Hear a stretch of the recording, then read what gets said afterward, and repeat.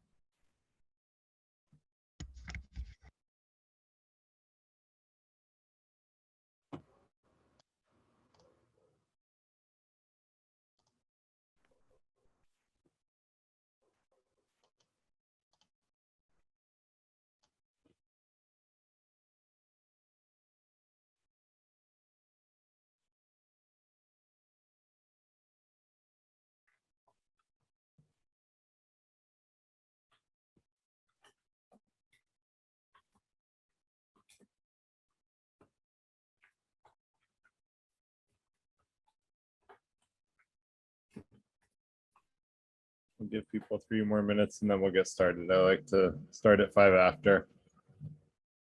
A little prompt, but not so prompt that, 5 minutes late loses you the start of the conversation. And I think we won't have that many more people than this, but a couple more may join.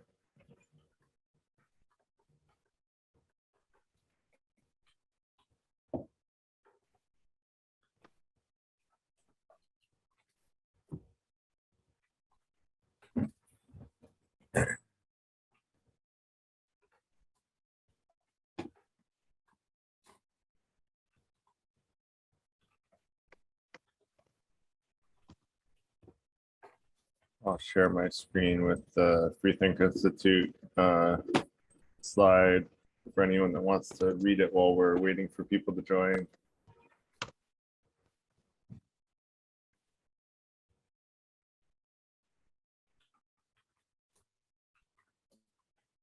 Garrett, how long will your lecture be?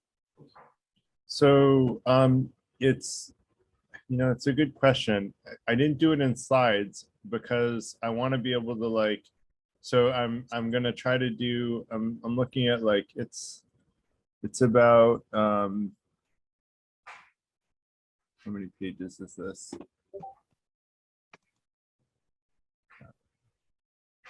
It's 8 pages of typed, but I'll go through it pretty quickly. I mean, I think somewhere between half an hour and 45 minutes is what I would guess. At least I'll try to keep it to that. It also depends on how many questions I get along the way, because I generally ask everyone to ask questions as I'm presenting rather than at the end. But we're also going to do this thing that I call many tasking, which is all of us going into the same Google Doc and being able to make edits to things at the same time, which can be kind of chaotic, but is actually a lot of fun. And so I'll introduce that concept. I've used that methodology for, gosh, almost 20 years, maybe about 20 years. And, back, when Excel, I used to do it with Excel on a shared drive at GE. And what I would do is I would get a bunch of us into one Excel doc. But the problem was that before Google Docs, it wasn't real time. So what you would have to do is everybody had to save their doc every couple minutes to see everybody else's updates. So it's much cooler with Google Docs when you can see everybody working real time. But that's cool. Yeah, the idea is we're all working in the same doc at the same time to sort of put our thoughts forward, and then we can Right. talk about, and debate anything that's like a conflict or like, whatever we want to talk about, we can talk about, but people can also sort of put their thoughts on paper and sort of, it tends to be a pretty efficient way to work, quite frankly, unlike multitasking, which is provably a horrible, horrible way to work. One person working on many tasks is a really bad idea. What it turns out is that many people working on one task is actually a really good idea. So it just totally the opposite methodology. And I find many tasking very worthwhile, whereas multitasking is something that I try to avoid like the plague. And I even taught a class in one of my companies about how bad people are at multitaskers, like using it like a demonstration, like an example of how bad people are at multitasking, using a very simple example. Cool. So that kind of answers my my next two questions, which were, will that document be available? It will. Assuming it will be. And I'm going to make it shareable, and we'll all jump into it. Okay. And the recording? I record everything, so this is going to go up on our YouTube channel. So we put a disclaimer. Yeah, I like to put everything up on YouTube so that people who can't make it, like someone mentioned to me that the State of the Union is tonight, not to make anyone leave if they wanted the State of the Union rather than this. But if you did, like, State of the Union is an important speech, but I don't watch TV ever at all. So I wasn't, like, for me, it wasn't a competition. I didn't even know it was tonight, or I probably would have considered like punting this week. But that said,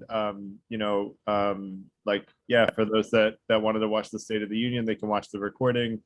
And we're trying to create a body of knowledge, of like practical knowledge that'll be useful to people. Like tonight is more of like a, I hope that it will be like useful knowledge for people, but like it's a little less in the realm of like personal development, which is a lot of, if I go back to the Freethinker Institute slide, like what we really want to do is create a community of people who want to be the best version of themselves, and have an open mind towards what will make them the best version of themselves and help them seek truth.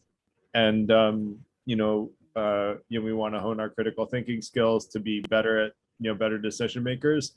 And I'm trying to create a community of people that are really passionate about those things, so that we can help each other in sort of pursuing excellence. What the Greeks would call arete. There was a woman named Arete. She's the one that actually had to go to the State of the Union. So, but I love the name. It's like a Greek word for like this combination of like honor, valor, heroism. It's like this really cool word that evolved throughout ancient Greece and was used in different ways at different times. But that was, it was like the Spartan army was the most feared land force on earth at the time, and they were really striving for arete. And little of my ancient Greco-Roman history coming out from college. It was one of my my guilty pleasures as a computer science major with taking history courses. And yeah, so, and ironically, I got worse grades in history than I did in computer science. Not all the time, but one of my grades was a B, and that didn't go over well with me. But I actually deserved it. I just didn't spend enough time because I was too focused on my CS courses. So anyway, I digress. But the idea of the Freethinker Institute, like I said, is like a community of people that want to help each other be the best version of themselves, and make the world a better place by helping increase happiness and decrease harm for the people we can influence. And ultimately, we want to enable transformational personal and professional growth of members and help each other do that, really. And I have a saying: if we don't help each other, who's going to help us? So I really want to create a community of people willing to help each other, and therefore able to be helped by other members of the community. And any help that you don't think is going to help you, you can always ignore. But let's offer the advice to each other and grow from the advice that resonates with us. And that's really the vision of the Freethinker Institute, and that's what this this meetup is organized through my not-for-profit. And so I'm going to post in the chat. We have an online community where it's a little bit active, and we're trying to get it more active, where we stay in touch throughout the week. And so I'll post the online community, the YouTube channel, the website, and the main meetup. There's a bunch of meetups that this event was advertised to, but the main meetup is the Freethinker Institute meetup. And yeah, so I'm going to give my sort of caveats before I go to the doc. Let me actually share the doc so that people can go in it, because I want you guys to feel free to read ahead. I don't mind if people want to read ahead. You know, it's up to you, like how you want to spend your time. I have another saying, which is that power should be used to empower rather than to overpower. I don't want to make you pay attention to me. I want you to focus on what you think is the most important. And you know, you're welcome. Like if you're one of those people that likes to read something rather than hear about it, you know, you're a more visual learner like I am, quite frankly, I would probably be the guy that's like reading ahead instead of listening to me, except I'm going to be talking. But I'm sorry, I don't take that personally at all. It's just a difference in learning style. If you're a visual learner, you'll probably do better just reading the doc. And if you're an audio learner, then you'll do better listening to what I say. And so we have both styles, and I want to let people use the style that's most conducive to their learning style. So with that said, I'm going to post the doc in the chat. And what I'm going to do is basically present my sort of first crack. It's not really my first crack because I've done a couple of iterations on it, of like what I call fair capitalism. And I'm starting from a place of capitalism. That doesn't mean we have to stick to that. Like if someone wants to propose something else being better, you're welcome to do that. And, you know, it's not off the table. It's just when I considered economic, you know, paradigms, I find that capitalism is good at a lot of things, and then it's got a lot of flaws. And so what I tried to do is use it for what it's good at, and then patch up the flaws with, you know, policy. And what we're going to talk about, and I'll talk about sort of what we're going to delve a little bit more than just economic systems. We're going to get into some like tax policy and stuff like that, which I think is very relevant to an economic system, because the way that I would patch up what I consider some of the flaws of capitalism are with those policies. So that's why I'm bringing those things in. That said, like I'm going to kind of present this, and I have a policy, which for those that haven't come to events in the past, I like people to ask questions along the way. So feel free to like raise your hand. Feel free to interrupt me. If you raise your hand, I actually am pretty good about noticing when people raise their hand and then finishing a thought and then calling on someone. But if you want to interrupt me, that's fine too. But I always thought that I wouldn't notice people raising their hand, but I keep the video right up, and so I do actually notice it. So, but if you notice that I'm not calling on you after I finish a thought, then definitely interrupt me, because then I missed it. And I don't mean to do that. I'll be trying to pay attention. That said, I'll kind of present like one paradigm for what I think is a good economic system. And then the goal is for us to take that to the next level, improve on it, and sort of shoot holes in the things that are bad about what I'm proposing, and then, you know, improve on it and craft an even better policy together collaboratively. In, you know, I was mentioning earlier, what I call many tasking, which is all of us working on, you know, one task at the same time, which is creating a great economic system, one that is far better than what we live in today, or what is even in any part of the world today. And I think that is possible. I'm a dreamer. I have my hobby is practical philosophy. The Freethinker Institute was born out of my hobby, being practical philosophy. And one of my papers is why I'm a realistic idealist, and why you should be one too. So I'll post that to the Freethinker Institute reference channel for anyone that wants to read it. I think I have a pretty good convincing argument why everybody should be a realistic idealist. You don't have to choose realistic or idealist, realist or idealist. You can be both. And I would argue that, let me do that right now. I don't think you have to choose both. You can be both. And I would argue both is the best of both worlds. So that's why I wrote the paper. So, with that said, any questions before I get started? I am going to have like a sort of a brief sort of question. Like, I want to talk about guiding principles, because I think it's good to have a common goal. You know, one of the things that I learned in my GE leadership training is in black belt change acceleration training was that you should have a common goal to work towards as a group, and that kind of brings people together. And I think that this is a very often divisive and emotionally laden topic, and so I want to have, if we can, come to common goals, and we may not get unanimity, but if we can at least get consensus on what we're trying to achieve, that would be great. And Michael, go ahead. Yeah, so one question that I already have is that, well, prevent unnecessary harm, this is easier to identify when something is causing harm.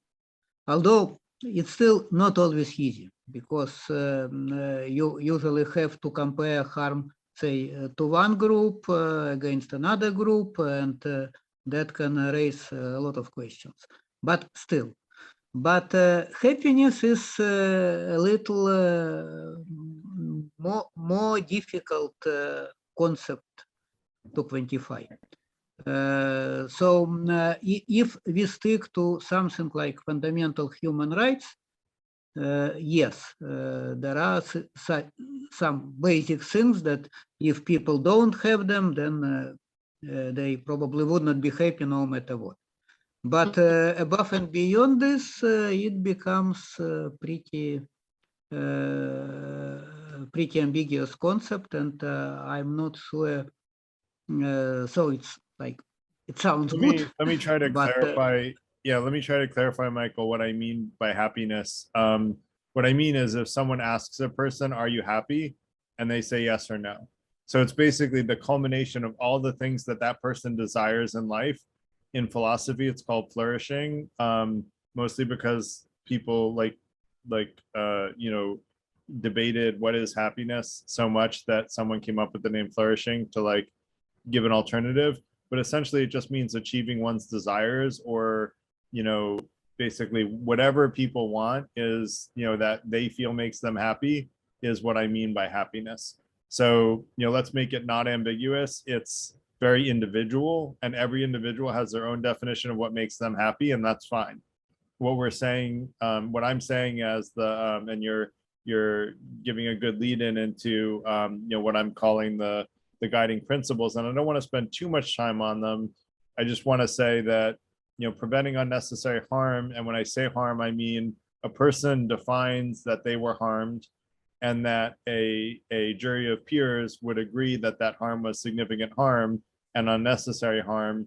And so that's what I mean by harm, is that someone says that they were harmed, and then a jury of peers would agree that that was harm. A jury of reasonable people is the paradigm used in the legal profession. And then happiness is whatever people want to achieve, that makes them happy from their own perspective, totally subjective. Doesn't need to be any objective agreement on what makes someone happy. Everyone can choose individually, whatever makes them happy is fine. So that's what I mean by those things. Does that make sense? No, I'm hung up on the word unnecessary. In other words, somebody could be harmed and the jury says, well, it was necessary for the great good. So let's not get into the legal definition, but understand that there is. I'm not talking about law. Right. So use your own definition of necessary, Jeff. So just keep it simple. If you think it's necessary, it was necessary. If you don't, it wasn't. And we will each do the same thing in interpreting that statement. So, and that's really what it's intended to be, is that, a jury of peers, which is this audience, is a jury of peers. And so each one of us will use our own judgment. And if we need to get into a specific situation tonight, when we talk about, is this causing unnecessary harm or not, we can all kind of say our pros and cons, and then we can take a vote and say whether or not that's unnecessary harm. I would say we're probably not going to get to that level of granularity, but if we do, that's fine. We can have that conversation. Does that make sense, Jeff? Yeah, a little bit. Yeah, Okay. we can move on. I just want to put that out there because Yeah, I was no, look, curious we why you can debate what the word definition means all night. Don't get me No, wrong. I don't mean definition. Yeah, no, I'm You just saying include- every word there is no clear definition of any word in existence. Like everything is subject to interpretation and, and so, yeah. I was just curious why you included the word unnecessary. Because right, like you can't say to prevent all significant harm because some harm is necessary. And so for example, if someone believes in the death penalty and that someone has done something so egregious that they should die, you're causing harm, but that society agrees that that's necessary harm, and that's a bad example. Let's say someone had a disease like as spreadable as coronavirus, but it killed 90% of the population, but someone caught it early enough that was the only person that had it. What should you do? Like, maybe killing that person is actually justifiable to prevent that disease from spreading to the world and killing 90% of the world's population. So that's a necessary harm. That's like a really clear example. Right, the trolley car problem. Yep. Yeah. So let's, Okay. I'm happy to take questions, but let's try to keep it short because we barely started and we have like a bunch of hands up. So Remco, go ahead. Yeah, hi, Garrett. Look, I don't want to hold up your presentation, and I hope we get stuck into it pretty soon. And I got some ideas for it. I think it's a great topic, and I'm really looking forward to it. But I just wanted to say two things.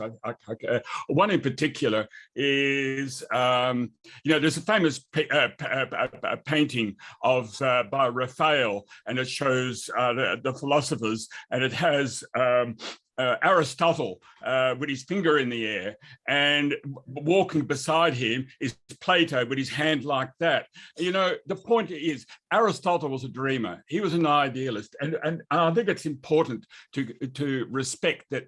Some of the ideas that might come forward might be wanting to be criticized because for being impractical. But I'm just endorsing what you said. I think it's very important to throw a dream out there, throw a vision out there, and see what comes back. And I think we need to be open to it and not get stuck on individual terms and practicalities and all of that. I'm a dreamer too, Garrett, and a few years ago I stepped into India and declared My Clean India, and 7 years after I stepped in, and I'm not an activist, I got Prime Minister Modi to declare what I declared, My Clean India. So I'm a dreamer too, and I just wanted to endorse you. And let's get going, because the world really needs to be dreamers. And the reason that I say I'm a practical idealist, just to summarize the paper, is that I think it's great to shoot for ideals, but to have a practical approach to shooting for those ideals. And so saying, let's just suppose that everybody had so much money that, like everybody makes $1 billion a year. And so all famine is ended. And, we can't just assume all those things are true, because while that ideally would be nice, it's so impractical that it's not really worth spending time on. At the same time, like being so pragmatic that you say, this sounds unachievable, even though theoretically we could easily do it in 100 years, given the pace of technology. Well, let's accept that maybe we won't do it this year, maybe we won't do it next year, but maybe 100 years from now, we can achieve that goal. And maybe it's 200 years from now. And, let's just keep an open mind towards pragmatism of like, balancing out, which I think is what you're saying, Remco, which is let's dream big, and then as long as it's not super unrealistic, let's just have an open mind, dream big, and look at it as a very long-term goal, even if it's not something that we can achieve even the next 10 or 50 or even 100 years. Yeah, absolutely. And let's leave the pragmatism and the practicalities to others. I think, I think it's healthy to us to step beyond the boundaries of realism sometimes. I'm passionately committed to that. I think it's vitally important that we continue to throw things up, and then let's leave it to others. Let's not have a debate with each other whether it's workable or not in the current atmosphere. Who knows what the next few years will hold for us. Agreed. Anyway, just wanted to say that. Go ahead next. Sure. Should we have edit access to the document now, or is that to be reserved for later on in the session? You should. And in fact, given the way things are going, what I'm going to suggest people do is be comfortable editing. I made a copy of this before the event, so everyone's welcome to make edits. Actually, I should make everybody commenters, if you don't mind, because I don't want people to edit. I want them to like do suggested changes. And so in the upper right hand corner, you see like editing, and there's suggesting, and there's viewing. you want to say suggesting. And what that does is it highlights the changes that you've made on the screen. And so that way we can all see like what's different from the original that I created.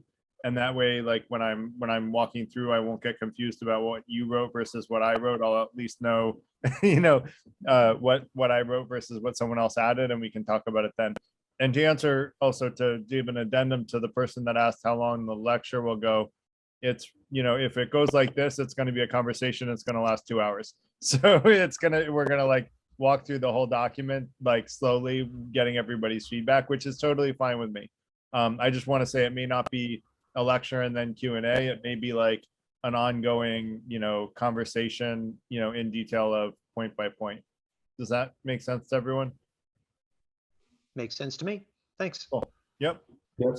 So basically, in terms of guiding principle, preventing significant unnecessary harm is like, making murder illegal and, preventing people from robbing and stealing and, the basic laws that have been around for a couple thousand years. But in general, I generically refer to that as causing significant amounts of unnecessary harm. And then beyond that, I think that we should maximize what I call net present happiness while minimizing net present harm, which means take the lifetime of the individuals that can be influenced by a decision, and you want to increase the happiness over the span of a lifetime with a discounting rate for future because there's an uncertainty there. And so a discounting rate just means that, the same amount of happiness in the future is not worth as much as the same amount of happiness now. But basically where we're trying to increase the overall net amount of happiness while decreasing the net amount of harm. And so for me, that's what I consider to be fair. And someone added any person, animal, and the environment. And I agree with that. I think that it's more contentious, and I intentionally didn't go there because, including animals in that is a whole debate in and of itself. It's okay. You're welcome to leave it, actually. I personally subscribe to that. I just didn't include it because I think it was like, we could have a whole conversation around whether or not, animals' rights is important. And, there only a small percentage of people are vegetarian. So clearly the majority, thinks that eating animals is okay. And I still eat animals, even though I think that it's unethical, and that's another story. I just haven't been able to give it up. So that said, do as I say, not as I do. Then last is that I think that if a policy or law doesn't do those two things, then I'd argue that it probably shouldn't be a policy or law. And basically, I'm hoping that we can agree that those are reasonably good guiding principles, given that this is a contentious subject and, we don't want to debate all night. But if there's anyone that has a clear reason that that's a bad paradigm, like, feel free to present it. And if not, I'm going to suggest we use that as like a general, knowing that there is a lot of subjectivism and sort of interpretation in those guiding principles, that we at least use them as guiding principles when we're talking about the things that we talk about this evening, if that makes sense.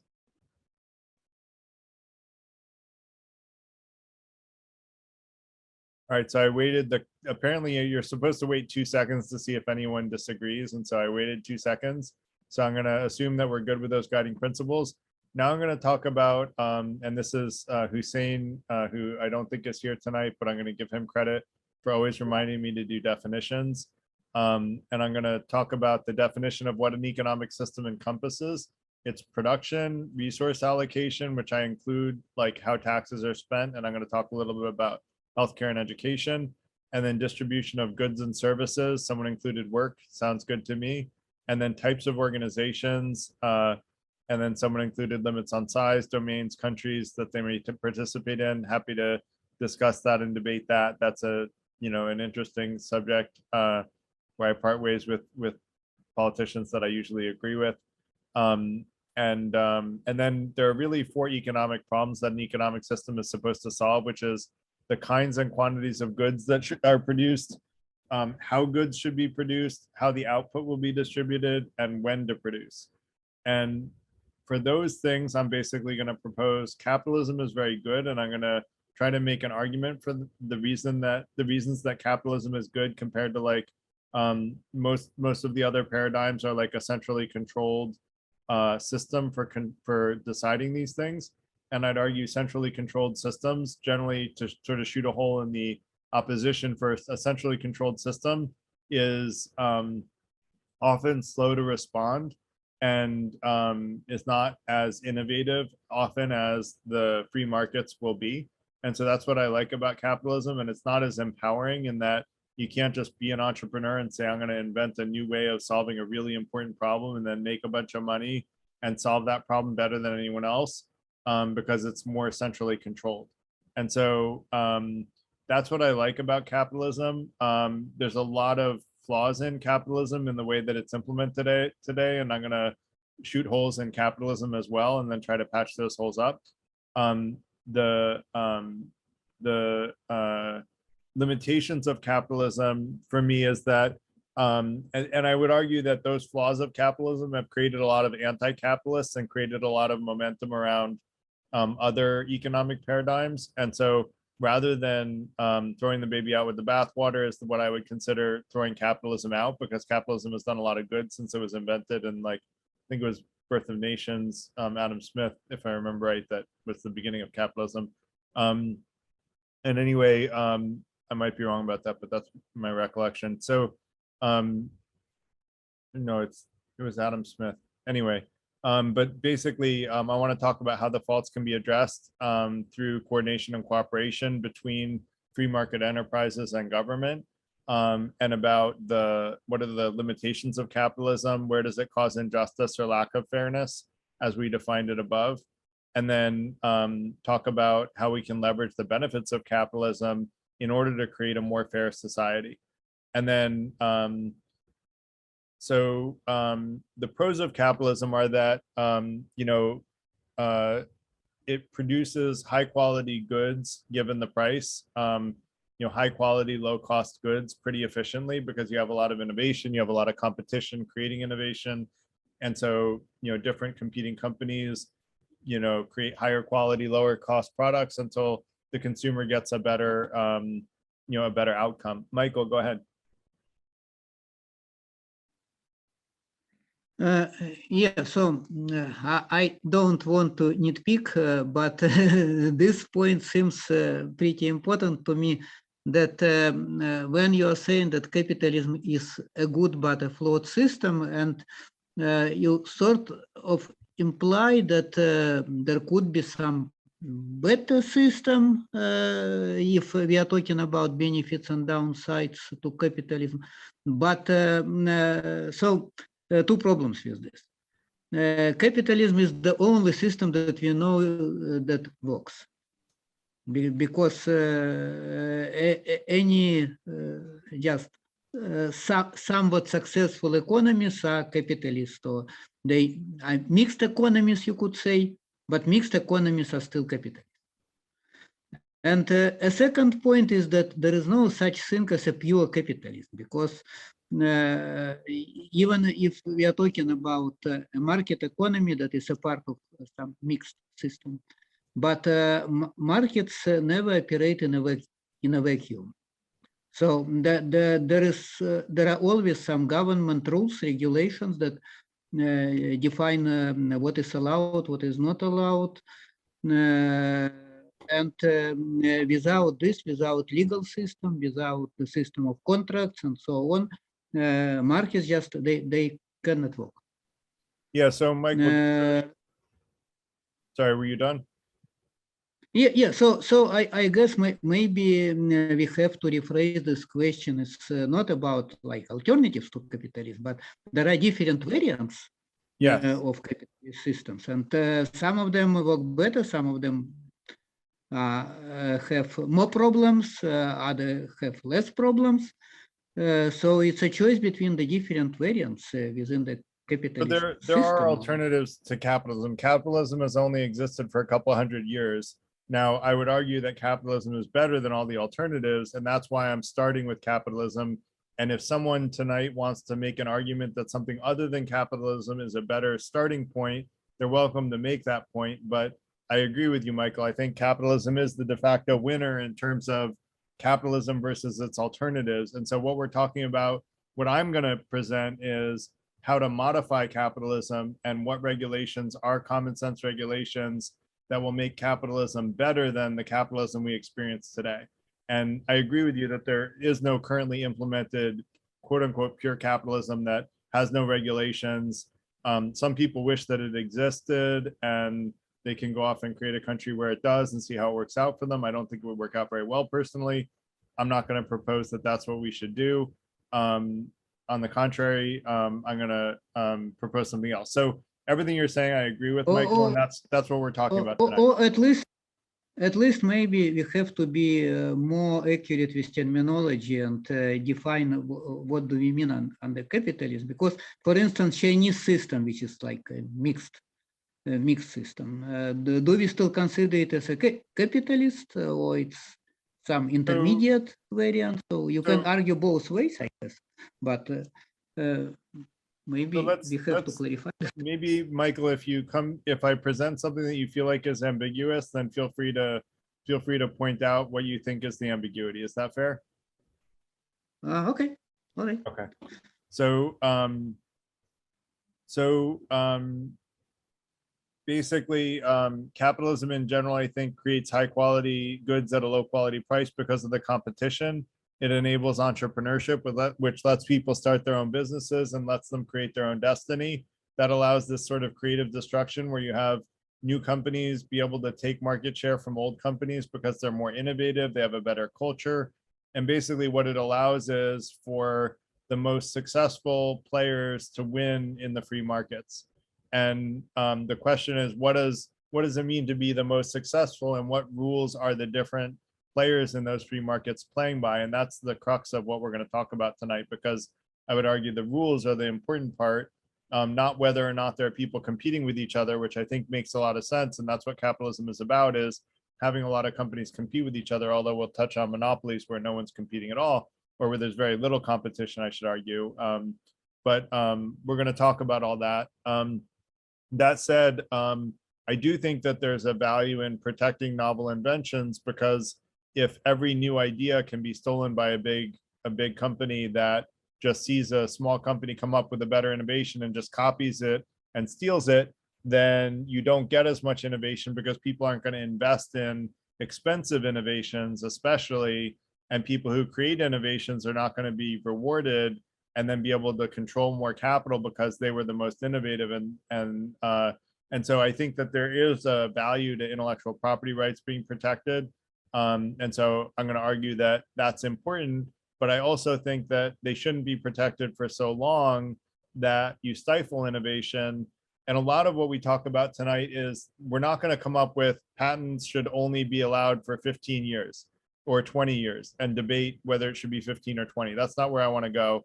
I'd rather talk about here's the upside of something and here's the downside. And we know that there needs to be a balance between those things. And we can talk about how, generally important those sides are, but I don't want to get mired in like patents should last for 10 years or 20 years or 30 years, because that, I don't think is a good use of our time. It's too detail oriented, and none of us are policymakers that have all the data to make those decisions.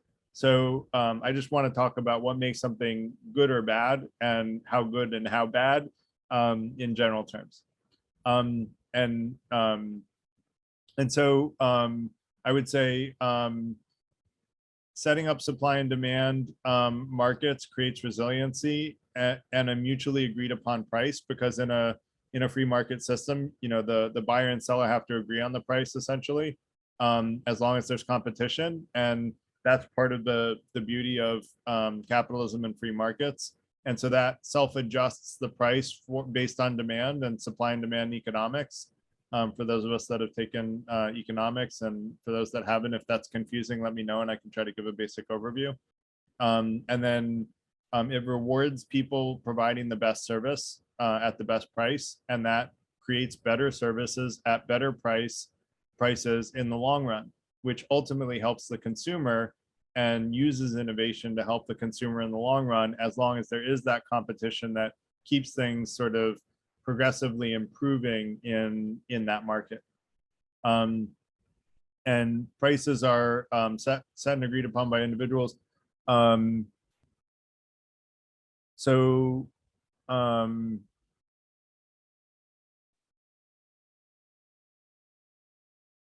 the good part about that is that the people who are naturally more successful gain more wealth and therefore gain more influence in those markets. And in some respects, the people who are more successful are the ones you want commanding more capital, because they will use that capital to create a better return on capital. And what that does is it's called making the pie bigger, right? If you make the economy bigger, like if you look at some very interesting statistics in the Roman Empire, and I'm going to paraphrase these. I might get the numbers a little bit wrong, but I'm going to end up publishing these in the Freethinker Institute, because one of the goals of the Freethinker Institute is to create a world where everybody makes enough money that money no longer buys happiness, which is a disputed metric in the first place. But one study came out saying $75,000 a year is enough money that money no longer buys happiness. Well, in the Roman Empire, people made in modern USA dollars about $500 a year. In 1900, it was about $5,000 a year in the US. Currently in the US, it's about $56,000 a year. So think 100 years from now, like, you know, it's probably going to be at least $560,000 a year in modern USA dollars. So now you're talking about there's enough money that everybody should be able to make $75,000 a year, or things are a little bit, you know, unethical. And so, you know, just putting in place that there is this sort of long-term economic growth of making the pie bigger is what I was starting from. And so the economy has grown in terms of efficiency and productivity so much that modern, you know, production in farming and, you know, industry, and, you know, people used to make shoes by hand and now they're done by factory. And so it's so much more efficient that we can build, you know, more products with less money. And that's why economic wealth has increased so much over the last 2,000 years, and probably more even beyond that. I didn't go further back than the Roman Empire. Thought that was good enough. To prove the trend.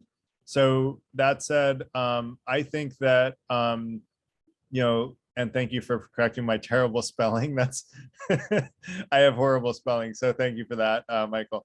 So you know, some laissez-faire capitalists would say there should be no regulations, but I would argue that it's very easy for companies, and you can look at examples of like, you know, it's pretty well documented not to knock them, because I have friends that work for them, and I think that they do many good things, and I'm not trying to knock them as a company. But if you look at, you know, Goldman Sachs in the 2008 crisis, they sold their customers, you know, assets that they knew were going to tank in value, and they basically offloaded assets to their customers that lost their customers huge amounts of money, and in doing so made themselves lots of money.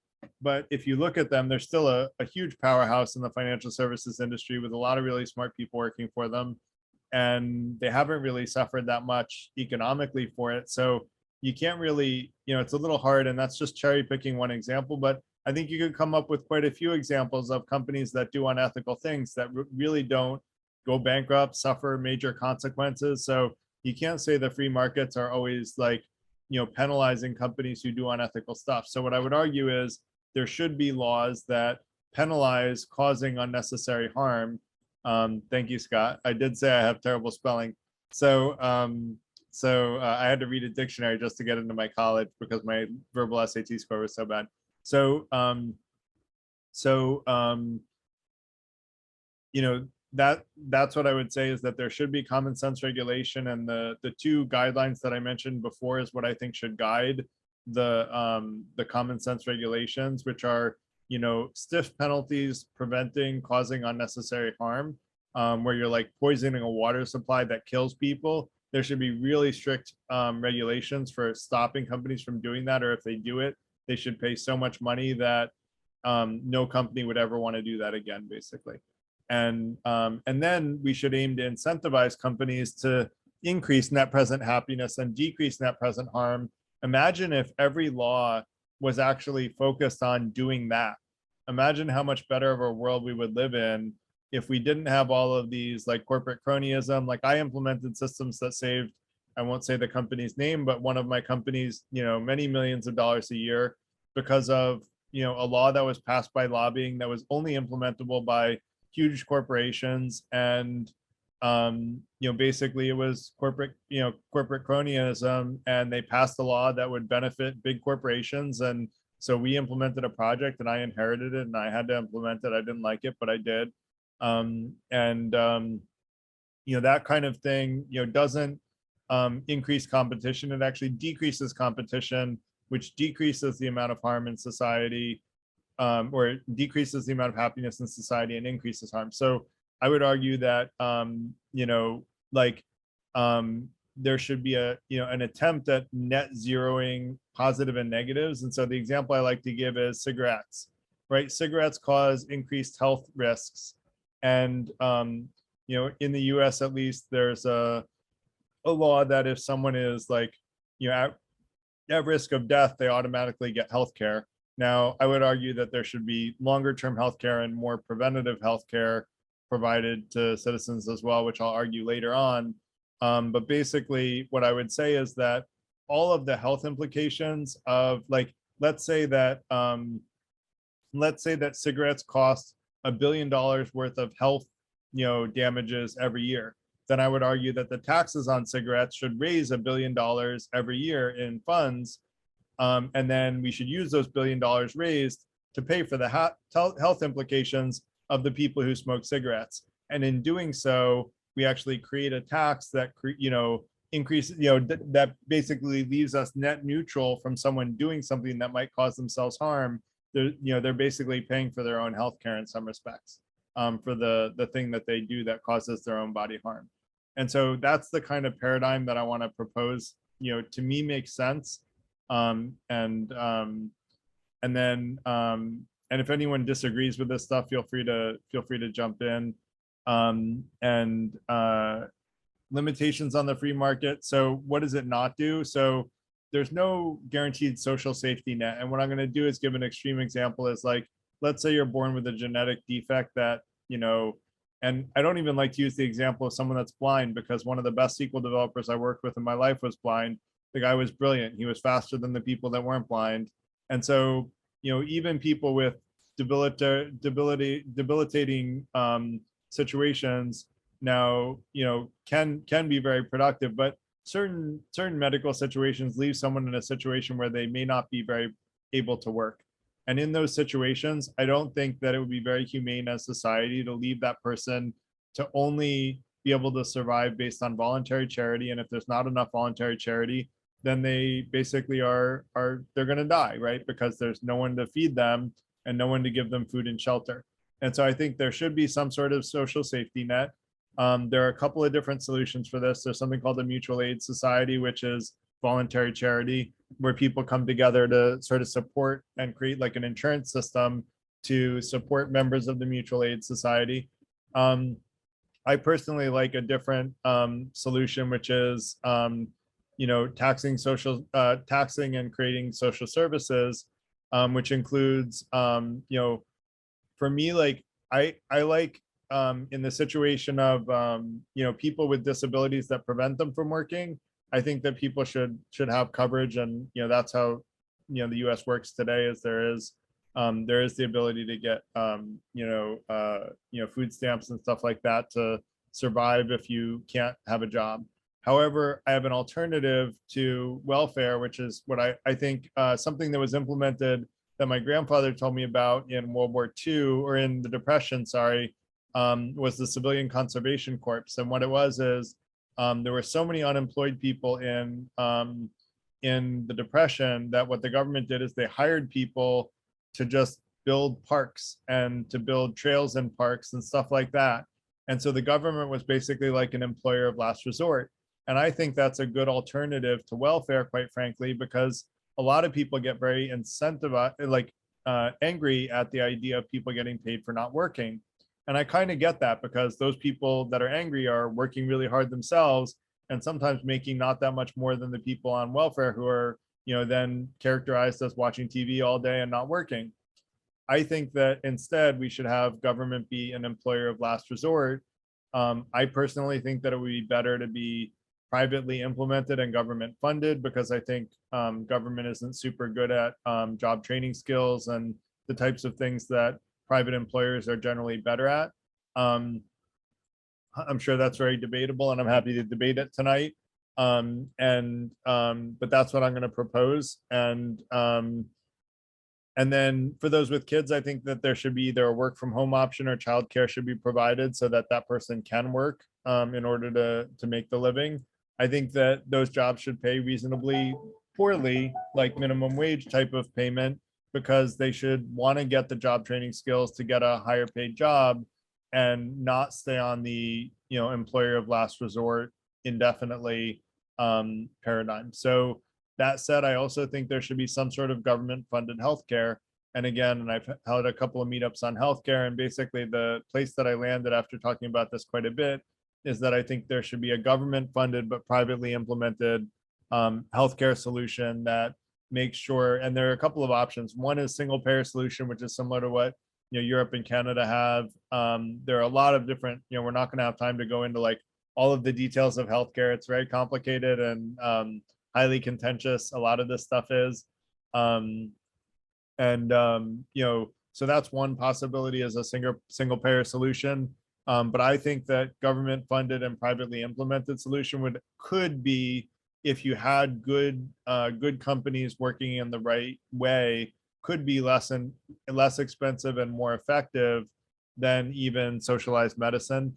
And you know, I don't want to like delve into like all of those options in detail, because like I said, like healthcare is its own, you know, we could do another night on healthcare. Universal basic income is a good one, Michael, to talk about. And I guess, you know, I am kind of against universal basic income for the reasons that I mentioned, is that, you know, I think that the government should be an employer of last resort rather than, you know, handing out money for not doing anything. I think that, you know, money should be earned in general. And, you know, I like a meritocracy. And for me, a meritocracy means the more value you add, the more money that you make. And so for me, universal basic income is not that. It's just giving out money, you know, to be a member of society, which you can do if you're ultra wealthy. And like maybe 100 years from now, when, you know, the average per capita income is $560,000 per person, we can offer a universal basic income of $50,000 a year and no problem. And maybe that doesn't hurt us. But today, even if we took all the money of trillionaires and billionaires, we still wouldn't, you know, and divided it up equally amongst all Americans, we still would be at, you know, $56,000 a year of income, which is the average per capita income in the US. And so we wouldn't have enough money. That money doesn't buy happiness, according to that one study that said that was the case. So Susan. So I added a question mark at the end. But Okay. at some point, I believe you will have to consider it. Yeah, I think it's a good idea at some point. Like at some point, I would love some sort of universal basic income. And so we talked about like aspirationally, I think it's a great thing to aspire towards, but it should come when we don't need everybody to be productive. Like right now, we're not at that point where we have so much money in society that money is not a scarce resource. When we get to the point that money is no longer a scarce resource, which may not be 100 years from now, although it may be 200 years from now, but at some point money won't be a scarce resource and people will be able to work sort of optionally, and having a universal basic income would be great. And then Shaunak. I just want to point out one policy that had actually been implemented in a city in South Korea, that it's not really universal basic income, but I believe it has the potential to, you know, have benefit. It's kind of a handout, but with some caveats to it. The thing is, they started giving out a small amount of money during the tough times to all the people in the city. But the thing is, you can only spend that money back into the city, small businesses only, and not to franchises or like McDonald's or anything. So more like, you know, more like mom and pop shops, or, you know, stalls or whatnot, something like that, where it's trackable. And so it's kind of possible in South Korea. You have to understand that in what kind of places this system is possible or not. So what it actually did is, you giving out the money, you just don't want to give out money to people because they'll use it the way they want it. And who knows, they might want, if you give out $1,000, they'll probably get something. And this actually happens. They'll probably spend it on something that they don't need instead of putting the money back into the economy, which the South Korean policy actually did. And it really helped them a lot. So it's like, you know, if you're going to give out money, there has to be some caveats with it. Obviously, how you're going to control those caveats is very important. It's just like people give out food stamps in the US. So what you'll see is many of these places, these food stamps people, they go to these a bodega or something. So you give them the $50 food stamp, they get $25 back in cash. The poor shopkeeper gets to make a $25 profit, but most poor people who are addicted on the streets, they'll use that $25 on booze and whatnot. And this is, you know, this actually happens. So yeah. And I think that's exactly why I think people should work for their money and Exactly. be able to spend it on what they want, quite frankly, because then it's a free market decision. They have a scarce resource that they earn and they can spend it on what they want. And if they want to spend it on booze, then they eat rice, right? And if they want to spend it on steak, they can buy steak. And so it's a personal decision. With that said, Susan, and I think it's not Susan, but your name says Susan, and I'm not going to remember what your name was. No, that's correct. Okay. Or can you hear me? Yeah, I go don't ahead. know. Can you? Okay, great. So I really am an advocate of a guaranteed basic income. And I think that there's a lot of issues with it. There's a lot of problems with it. But the basic thing is they shouldn't be reined in on how they can spend it. They Right. should spend it the way they feel like spending it. And if it's on drugs and alcohol for the first couple of months, they're going to know that they're going to be out of luck if there are no other resources and services. So they have to learn this. I believe this. And after 2 months of spending all of their $1,000 or whatever on drugs, they're going to know they're going to have to get their act together. And I think that that's really important. A, B, one of the problems I think we have is that in the major cities where we're experiencing huge homelessness, like mine in Seattle, is that people gather where there are resources, where there are food banks. And if there are no food banks and they have to rely on the guaranteed basic income, they're going to go to Wyoming. They're going to go to, you know, wherever there is a lesser cost of living and become potentially great members of society. And there's an impetus, a reason to better their guaranteed basic income. They can be like everyone else, but they can still eat and they can still have a roof over their head while they're getting their life together. Great, thanks, Susan. I just documented both perspectives where Shaunak said people may make poor decisions, and so we should choose what they can spend it on. And Susan said people should be able to choose because they'll learn from their mistakes. And you know, I think those are both good points, and people are welcome to add on to one or the other if they want. But I want to let Michael go next. Could I ask Susan really quick if everybody's going to be, would you recommend that people be sort of eased into this process sort of in groups? If everybody's going to have a kind of learning curve to having this basic income, maybe that would help reduce, I mean, maybe we don't want the entire nation being drunk and high for 2 months at a time. Maybe we want just small pockets kind of getting used to this at a time and then ease the nation into it bit It'll by be the bit. 60s Would you all recommend over that? again, my friend. Absolutely. Absolutely. I think that needs to be part of it. It's got to be a well thought out thing, and it has to happen gradually because you're not going to shut the doors to a food bank, all the food banks in the major cities.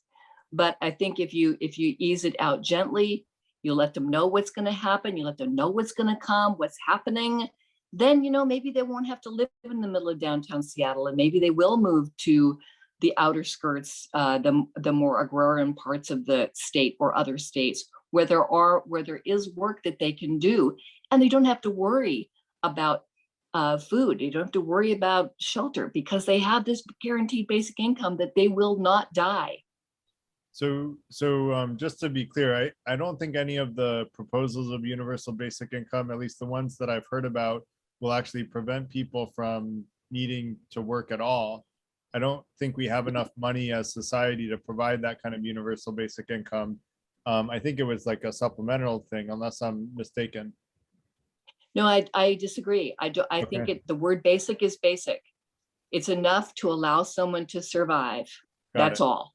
It's not sitting back and watching TV, because you know what? You probably can't afford a TV, but you can survive and you're not in a tent on the street. Right. Yeah, I guess, and that's where I was proposing that I think people should be able to have a job where they can make that kind of money rather than just get it.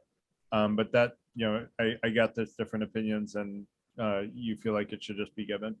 Michael. Well, you- but the go ahead. reason is that it allows people to better their life. So I don't want to live on $1,000 a month, but I can survive, and I can Right. shower, and I can be savvy enough to go get a job and better my life. I'm still going to get my 1,000 a month, but if I get a job at Amazon, now I get 4,000 a month.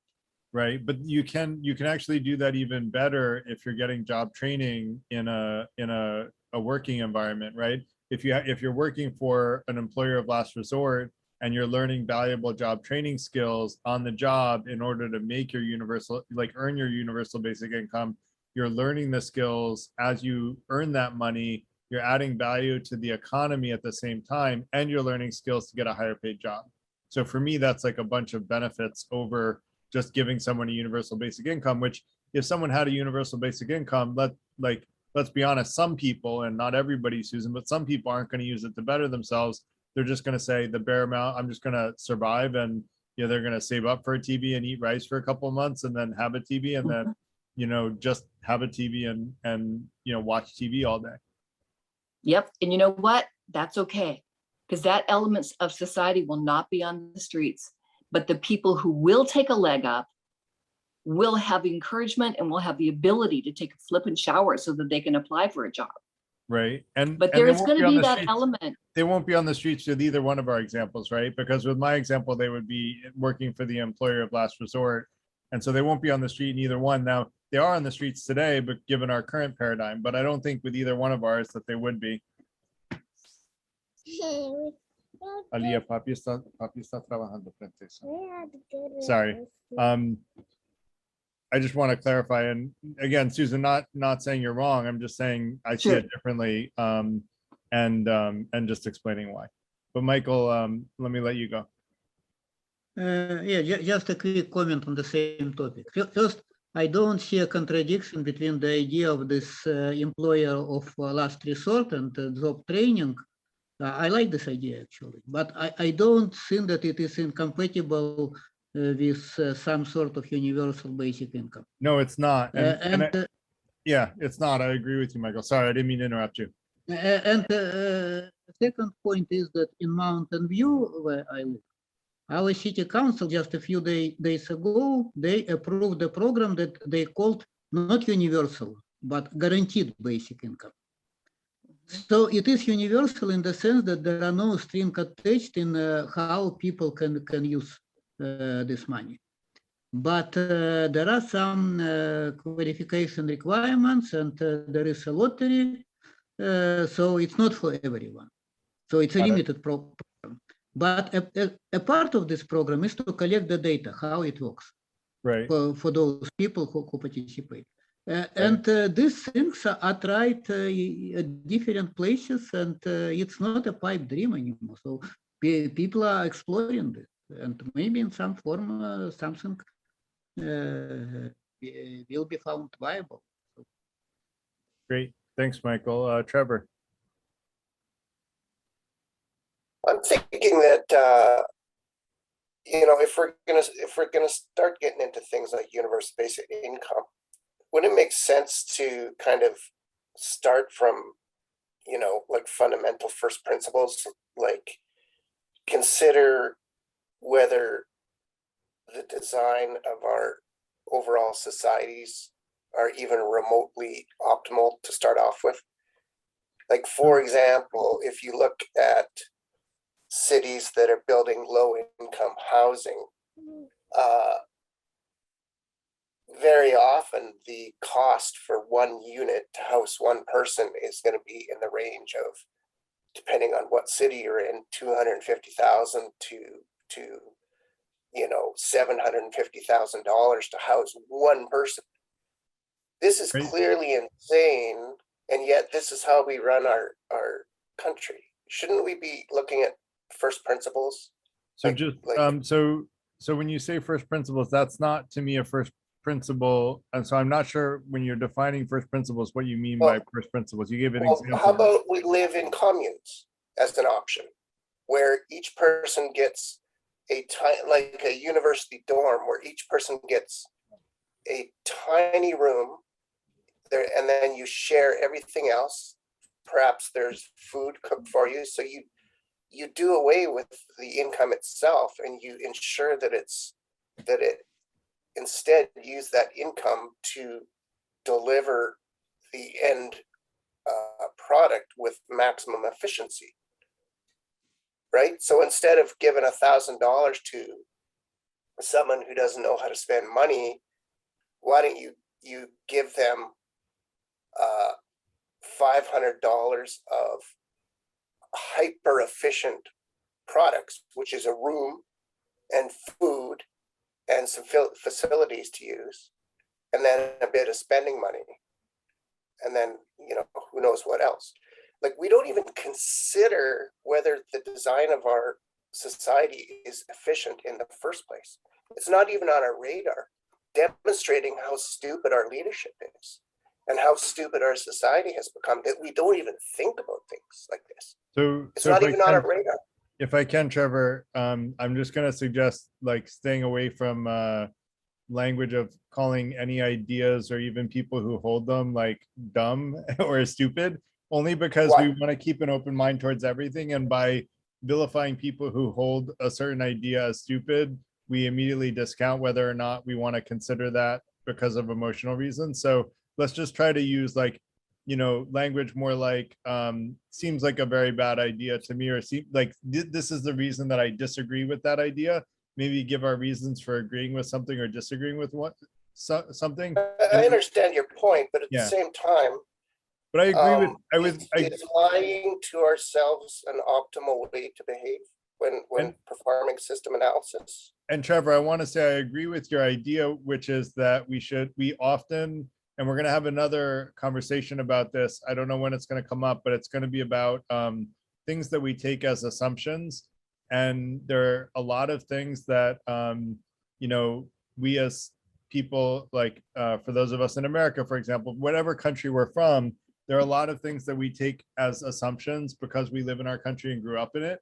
And then if you move to another country, which I lived in Spain for a year, a lot of the things that I assumed as an American were true, people in Spain assumed completely the opposite, and just a completely different paradigm. And so I think your point about challenging the norms, Trevor, is a good one. And I like that you're being visionary in your approach. So Shaunak, go ahead. Yeah, I have another point, but just in response to Trevor for a moment, it's just also you would. I completely as agree with you with the fact that maybe it is actually much more beneficial to live in a commune. But then again, there's the point about how many people actually would want to live in a commune. It's the decision they make, right? Technically, after they live in a commune, they would decide. They'll realize it's better, but. It's again, in the end, it would be back to the decision of the person how they want to spend their money. Nonetheless, another logical fallacy that I see with the universal basic income thing, the point that it is universal, that means everybody should get it. So even a poor person and even a rich person should get it. So you're basically putting in a lot of money into people's hand once again, and basically putting in a whole lot of money into the economy. Now, the thing is, this creates much more cash into the economy and everybody has this money. But, what happens is when you put in so much more money, basic economics, inflation happens, and that 1,000, let's say, is not worth anymore. Or, it has reduced value in the economy. So what happens next? The people will start saying that you need to increase the universal basic economy. 1,000 is not enough anymore. So, that's a logical problem there in that whole system in itself. So just wanted to point that out as well. So yeah, I think the part that I hone in on what you said, Shaunak, and this has always bothered me about universal basic income, is that you're also giving it to people who are millionaires and billionaires. And given it's not making a big dent, but why bother giving it to them in the first place, right? Like, why are we spending tax dollars to give money to those people when really it adds no, when we talk about increasing happiness and decreasing harm, if the study that 80,000, $75,000 a year is, the most amount of money that is needed where money doesn't buy happiness anymore, everybody you give that universal basic income to that's already making $75,000 a year or more, you're not increasing happiness for them. And you are potentially taking happiness away from people who are making less than that you could be giving more money to. So that said, I want to let Remco go. Yeah, look, I'd like to add directly to the conversation, but I do have a little bit of a problem. I just find that we're getting trapped into some of the detail and oversighting the bigger picture. Garrett, you wrote a great paper, and I'm just being introduced to it right now, and I went right back to your guiding principles. And I think, from my view, I think we needed to have discussed those guiding principles right on the outset and made sure that we're all on the same song sheet, because otherwise I think we can get lost in the detail. What really are we about? What do you think is wrong with the system? I'm sorry, I just needed to express that. And so I spent a little bit of time. I wrote down 8 points that I don't know what is the right location. I didn't have time to think about it. But, I wrote 8 points right at the outset. And I think, until we agree to that, I think we're going to get lost in the detail. We're going to have sparring sessions about one thing over another, whether a UBI is appropriate, a whole lot of things. So, yeah, I wish I could have tuned in a bit earlier and said, Garrett, hey, hang on, mate, slow down a little bit. Let's see if we could get the guiding principles right. Because for my feeling, and I'm passionate about this, that what has happened, particularly in my part of the world, we are confusing the country for the people. And the whole discussion about economics is about the benefit to the country. And once you wake up to that, a lot of the economics starts to take on a different priority when you say, hey, I am the country, I am the shareholder, what is the benefit to me? And when you start thinking like that, a whole lot of things that are being raised will start to disappear. You'll say, yeah, that stimulates the country. For example, immigration. As one classic example, I live in a high immigration country like you do, and it's used as an economic stimulant. Well, actually, dilute shareholder value. Anyway, so I'm sorry if I'm rambling on a bit, but I'm just trying to encourage us to think whether we're on the right track. Yeah, I hear you, Remco. I read through your principles. I am just afraid if we go up to them, we're going to debate those for the rest of the time. So, I think that. I think that, and the reason that I started with the principles is that, for me, increasing happiness and decreasing harm is a pretty agreeable thing that I think doesn't take a lot of time to debate, but gives us a guiding principle. And preventing significant amounts of unnecessary harm is similarly agreeable and doesn't provide a lot of debate, but they both do actually provide a lot of direction and a paradigm under which we can judge each one of these policies. And that's why I brought back Shaunak's point about if you're giving universal basic income to millionaires, then you're not actually increasing happiness at all by giving a millionaire $1,000 extra a month. And yet, you are spending money and taxpayer dollars on that. So is that, does it make sense for it to be universal basic income, or should it be a basic income for people making less than $75,000 a year, which to me would make more sense. And that's a way of using our guiding principles to sort of, I think, move the conversation forward about that particular issue. Although I don't want to get too hung up on universal basic income. I think we've heard different opinions of pro and con and back and forth. And so I want to keep moving on because we're, 45 minutes left and on page 6 of 9 now. So let's, if we can, just keep moving forward, if that makes sense. So, I want to sort of recognize that capitalism doesn't make a fair or level playing field. And basically, what I call a level playing field is where everybody has an equal opportunity, regardless of factors outside of their control, like genetic defects, being born into a poor family versus a wealthy family. And it does not mean economic equality for everybody, because natural talent and hard work should be, in my opinion, rewarded in some way. It just means everybody's starting from a place of equal opportunity to things like education. And then the harder you work and the smarter you are, the more successful you are, and the more capital you control, and the more influence you have in society.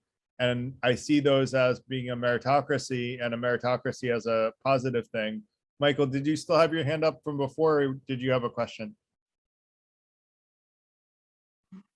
Actually, I forgot to lower it, but I have a question. Okay, go ahead. Just responding on these ideas like this communes and all these different arrangements. So one advantage of call it capitalist system, call it democratic system, whatever we have now, is that it allows for all these many different experiments. If you want to have a co-op, you can have a co-op. If you want to live in a commune, you can live in a commune. Maybe you will not have automatically economic advantages over other forms of business organization, but you can do this. And so we can have this competition and experiment. So just a quick point that I want.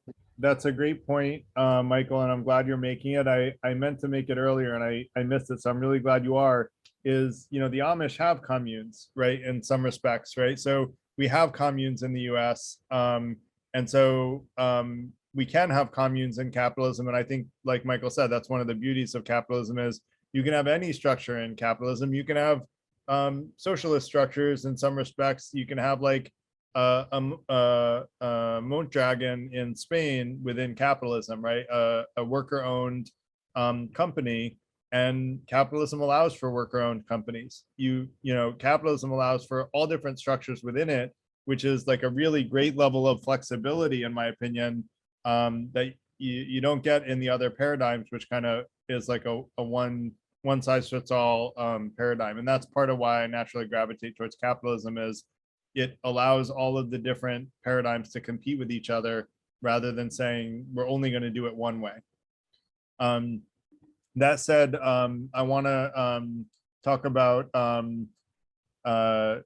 education. In the US, education is funded by, like, K through 12 education is funded by property taxes, which means if you're born into a poor area, then you basically don't get nearly as good of a quality education as people who are from wealthier areas.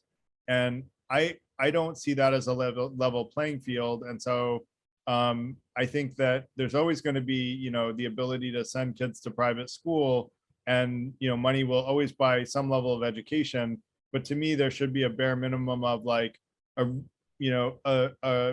public education should be of a certain level of quality, even if you're born into a poor neighborhood. And so I would like to see, tax funds be used to equally fund schools from all different areas, with the understanding that, the PTAs in the wealthier areas are going to be stronger PTAs. Let's face it, like, the parents are more hands-on, and, me and my wife are probably going to be more hands-on with my kids than, a lot of inner cities are in, with their kids, even if they were funded the same.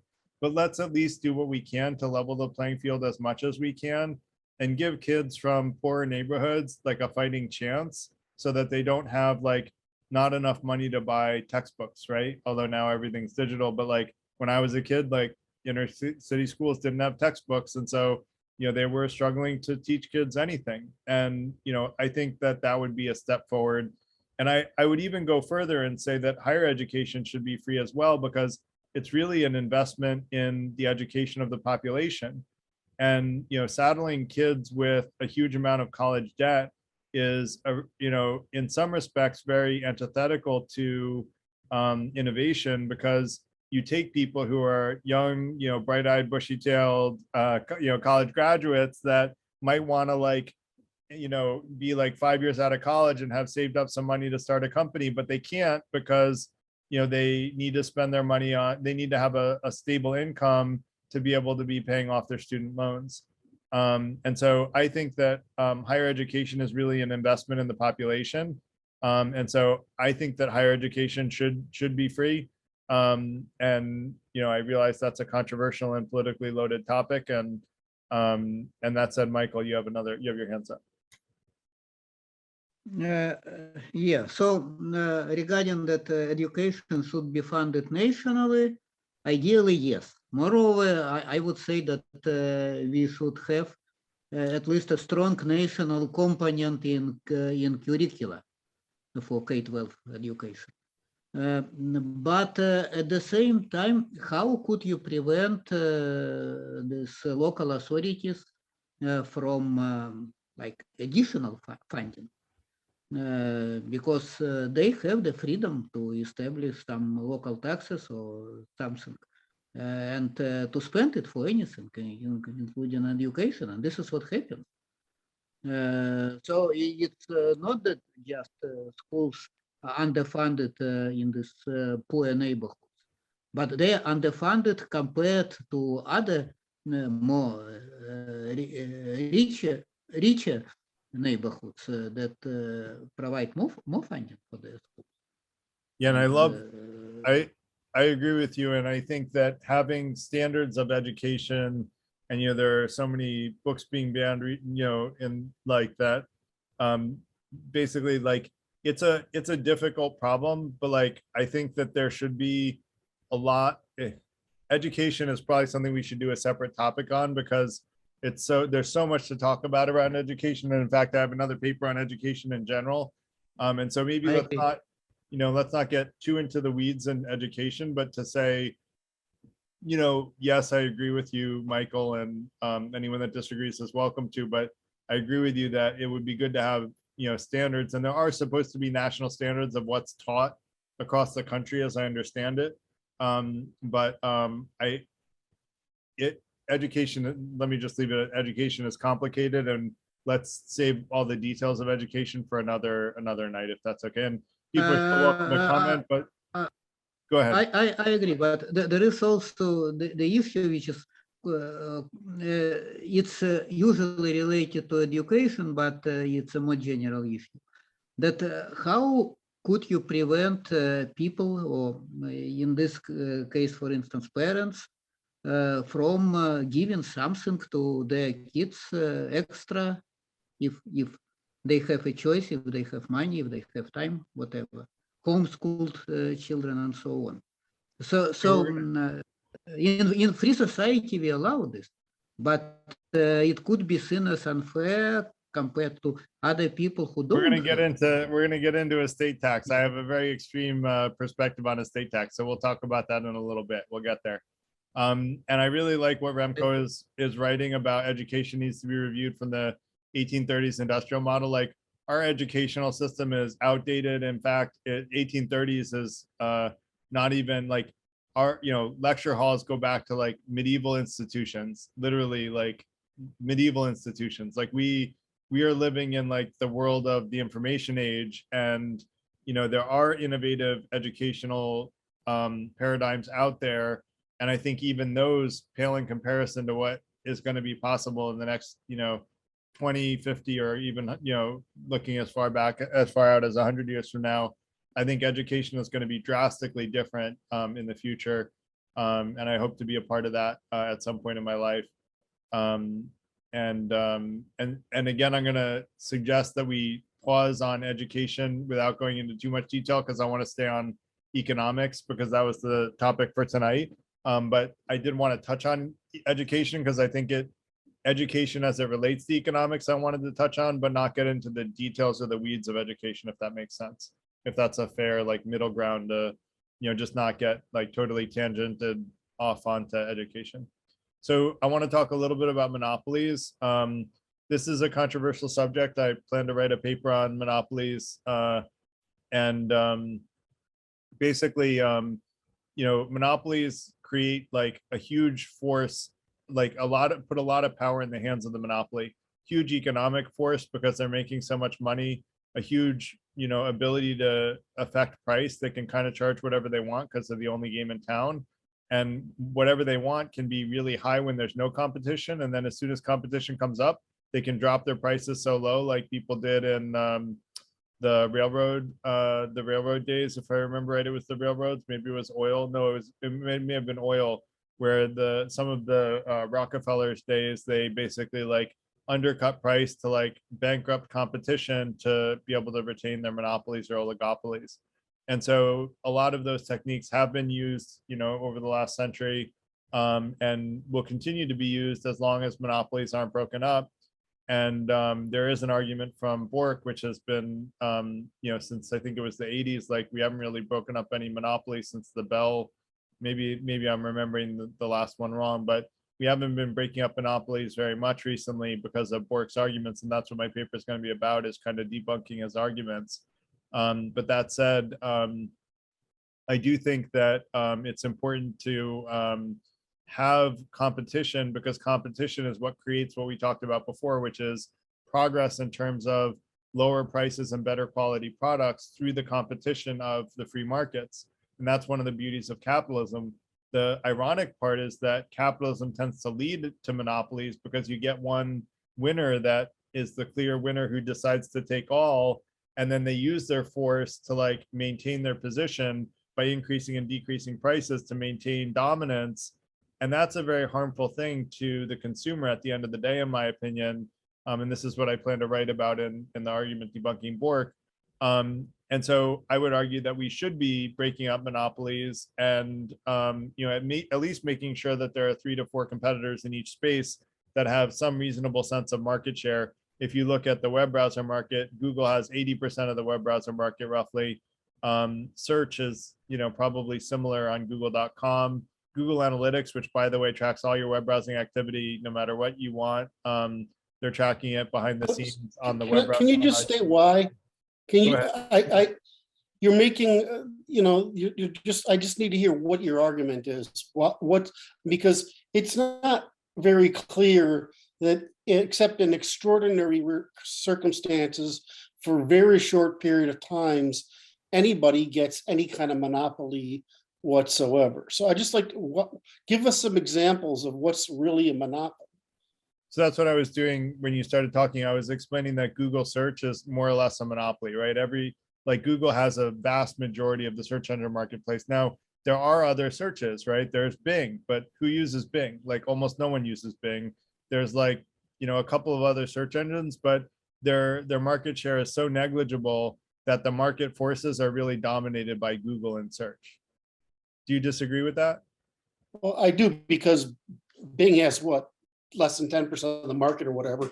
But Yeah. I mean, it's my primary engine because it's less search biased.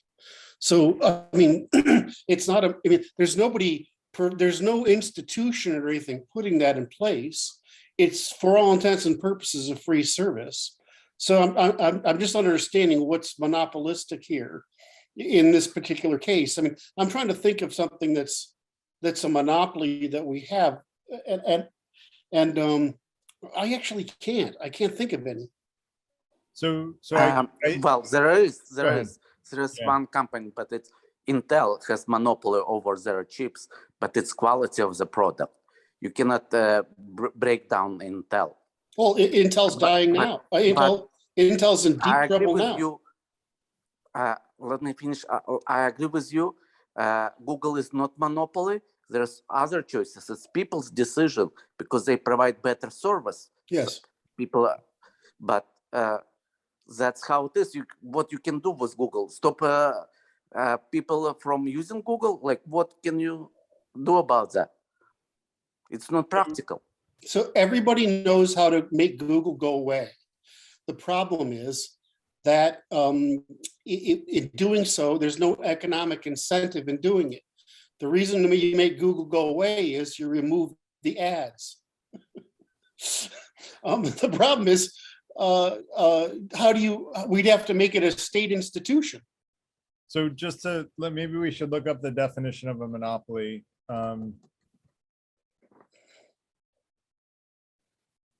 another thing that I would want to point out is it's kind of a tendency in the economy itself, not monopoly necessary, but duopolies kind of naturally come up time and time again. And I would say there's an issue with duopolies also, and it's kind of a cartel kind of environment. Correct. And a The point- monopoly is a dominant position of an industry by one company. And so I think it would be pretty hard to argue that Google doesn't have the dominant position in search, You didn't Now- complete the sentence. excluding to the point of excluding all other viable competitors. Correct. What do you interpret that to be? You think that that means that there is no other viable competitor? Right. Well, I mean, there are viable, try to find something that doesn't have in our economy, that doesn't have a viable competitor. And then you end up with Ernest's objection is, okay, why is that? Is it because they're prohibited? In other words, they're doing something illegal by which somebody also said cartelling. But then if it's just consumer's choice, that's all it is. It's not a monopoly. It's just consumer preference. Consumers choose a monopoly 100% of the time when there is a monopoly, because they have But to. there is no monopoly. But you saying there's never been a monopoly in the history of the world? No, I'm saying that the common, in law and in theory, the basic argument is you can't get a monopoly without building a cartel or getting a special dispensation from a state. And almost no business of any scale that has anything close to monopoly survives the first generation that built it. In other words, 25 years. It's almost impossible. So aircraft engine companies, GE Aircraft Engines has been around for a really long time. It's really hard to get into the aircraft engine business, and it's really hard to get into the search business. And so if you don't have a huge bucket of money, you're not going to enter those businesses. And especially, again, like, I don't want to digress on monopolies, but I've definitely heard your position. I want to let Michael go. And It's then, like, no, you just let me, it's a very, you've picked a really good example of why common people's interpretation of a problem is actually really well understood, and it's really, really well articulated in law. And the answer is, we studied this problem exhaustively, and unless you build a cartel, like the guys tried to do with silver back when I was a kid, unless you build a cartel, it's hard. I mean, the example that survives is the medallion business in New York taxis. That's the example that most people bring up in the field. Anyway, I'll shut up now. okay, Michael. Yeah. Again, I forgot to lower my hand, but waited long enough so that I had another comment. So regarding monopolies, in some industries, monopolies emerge naturally and can be very beneficial for customers, because they allow not only to lower prices, but they just allow to simplify the whole, the whole business for the customers. And Google, it is not monopolist in everything, but it is definitely monopolist in search, in online search.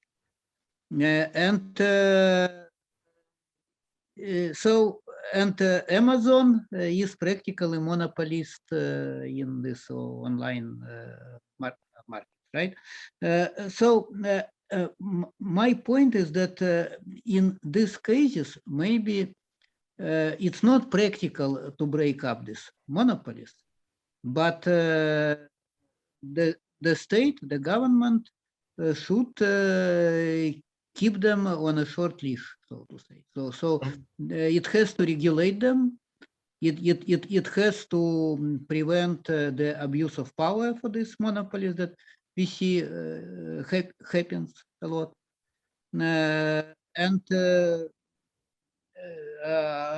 I just don't see how would you break up someone like So Michael, without losing a lot of benefit. There have been a lot of examples of monopolies broken up in history. Can you think of any one that destroyed the industry where the monopoly was broken up? Or did it actually advance the industry, like telecom when Bell Labs was broken up? Did it actually advance the industry and advance innovation? I would actually argue it advanced innovation drastically by breaking up the telephone companies. It drastically reduced costs for consumers and had a huge benefit to the end consumer and a huge increase in innovation. And so actually I would argue monopolies are almost always inherently bad. The difference is we don't know that they're bad because we don't know what's better, because we only know the monopoly. And in fact, we don't know anything but the monopoly because it's a monopoly. No, I don't think that we have monopolies everywhere. But I'm not saying that there's monopolies everywhere. I'm just saying that when there are monopolies, that it's harmful to the consumer. But that said, I want to let Ralph go. But I guess my larger point is that if it's not practical to break up monopoly, it has to be treated with care, so to say.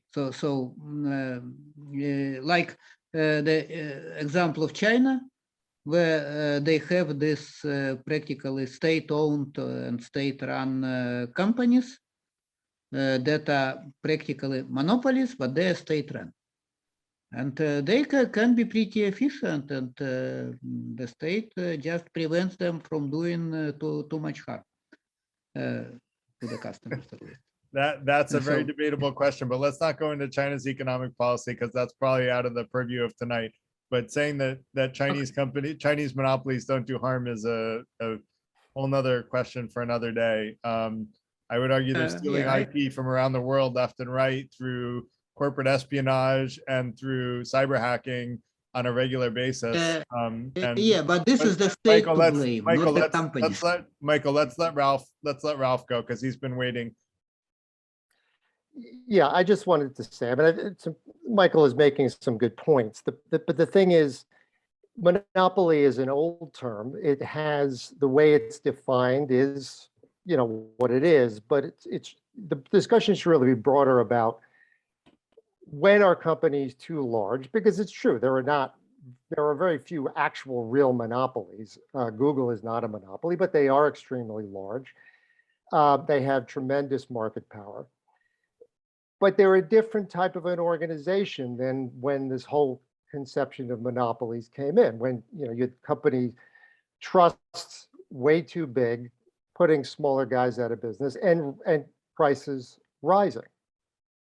So now you have a situation in which, for example, the way the US government, the antitrust division interprets what's bad is if it's going to hurt consumers in the form of higher prices.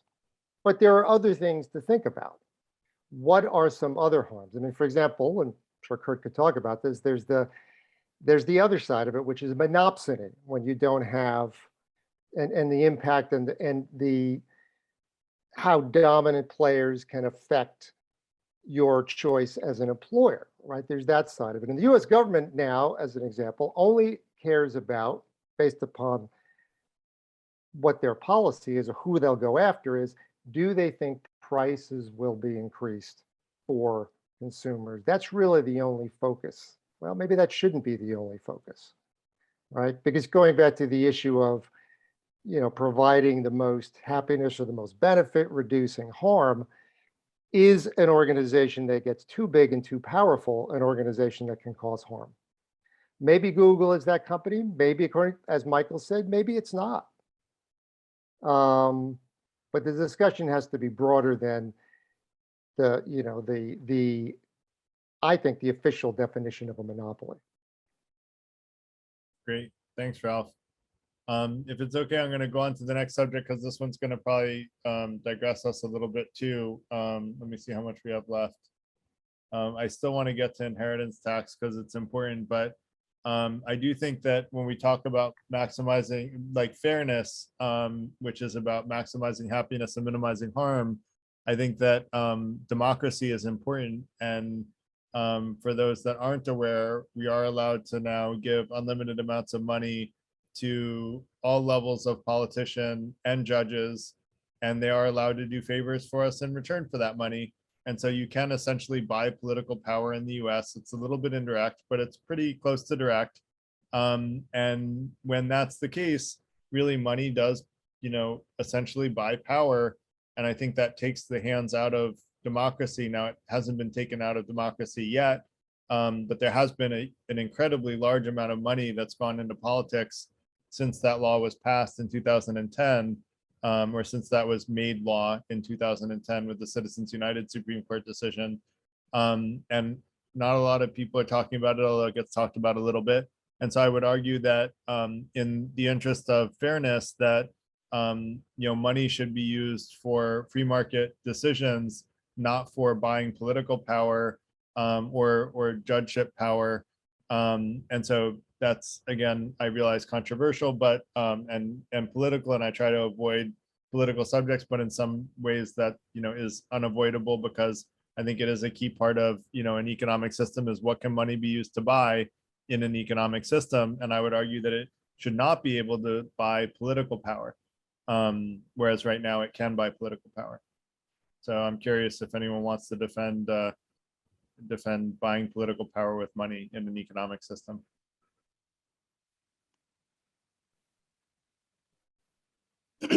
I don't want to defend it. The problem is interesting in that it's not so much that you can buy. The problem is giving the public information necessary to make a decision. So who's that information going to come from? Is it going to come from politicians? Is it going to come from public intellectuals? Who's it going to come from? The problem is usually that the reason we have houses of government, same reason we have juries, is that the idea has always been that the size of the jury is related to the size, how many people would need to be bribed. The problem with having representatives in the government is that it is now possible, given the size of our economy, to bribe enough of the government to make a policy change. So the only way, of course, fixing that is eliminating the politicians. The way you eliminate the politicians, you have to go to the people. The problem then is, okay, we've eliminated the ability to bribe, which is what you were talking about, but we haven't eliminated the problem of how do people get truthful information about policy. So wouldn't another way to be just to not allow unlimited money to be given to politicians and judges to get them into positions of power, which is what it was before 2010? You couldn't bribe them. Like, it was illegal. It was illegal to bribe before 2010. Now you're allowed to bribe. It's legal. Well, okay. So the problem is, I mean, Fukuyama goes over this in detail, but I mean, America did not develop. In other words, America's political system, in other words, our bureaucracy, is still a clientelistic system. So, I mean, if we want to start there, I would have to go all the way back. I don't think money should be used for it at all. I'd like the people get up there and just say the speech, but then it turns out that a third of us are informed on the right, a third of us are informed on the left, and the third in the middle just goes with whatever feels good. And so the problem is the informed people rarely make the decision. It's that whatever scarce information is emotively presented to the middle that makes the difference. And it's quite frustrating that that's the case. So I would say, okay, well, we can talk about bribing the politicians, but how are we going to get money to reach people so that people have information to make decisions by? So I would keep saying this over and over again. We're trying to get people to act like they're not people, when instead the problem is we've got people in the way and no way to get truthful information to the public. So I mean, I just think we always try to solve the wrong question. Michael, did you have your hand up from before, or did you have a question? No. This time I raised my hand on purpose. Go ahead. I'm not going to defend money in politics. That's bad. But I rather have a point about this one person, one vote. So the point is that the United States is probably the only country of this size, I mean, in terms of population and territory and whatever, which had more or less successful democracy. And this is debatable, I understand. But I think that a part of this is because this was always intended as the union between the states. And the states still have a lot of like their own freedom and they are, so they're the states. So the name speaks for itself. So the United States are similar to the European Union. And if we try to make it working more like one central country, like France or Germany or whatever, like removing this state autonomy in making decisions, I am not sure that it will work. We have too large and too diverse country for this. So I realize that this is too big topic, and maybe we need a separate discussion for this. But I just remind you that we have to keep it in mind. Yeah, I think monopolies and money and politics are probably good topics for another night. So that said, I do think that there are times when even in like while I've been arguing that it's good to have competitors, I would recognize that there are certain areas where it doesn't make sense to have competitors, like sewer systems, right? You don't want to build 5 sewer systems in the same city. That's super inefficient and you just don't have enough space for it. So it makes more sense to have one player and, regulate profitability, which is what we do with electric companies, although we've deregulated that too, so that there is still competition in the areas that there can be. But then you have regulation and limit profitability so that people don't charge ridiculously high electric fees, because we all need electricity and everyone's going to pay whatever they can to get electricity. So just recognizing some of that, but I think that's probably not that controversial, so I'll just move through it quickly and just say that this is what the for those that were in the TED Talk group, we had a TED Talk about telling which companies are ethical in a free market system. And I would argue that's generally pretty hard to do. And the guy in the TED Talk was talking about how his company has a not-for-profit that tells you how ethical companies are.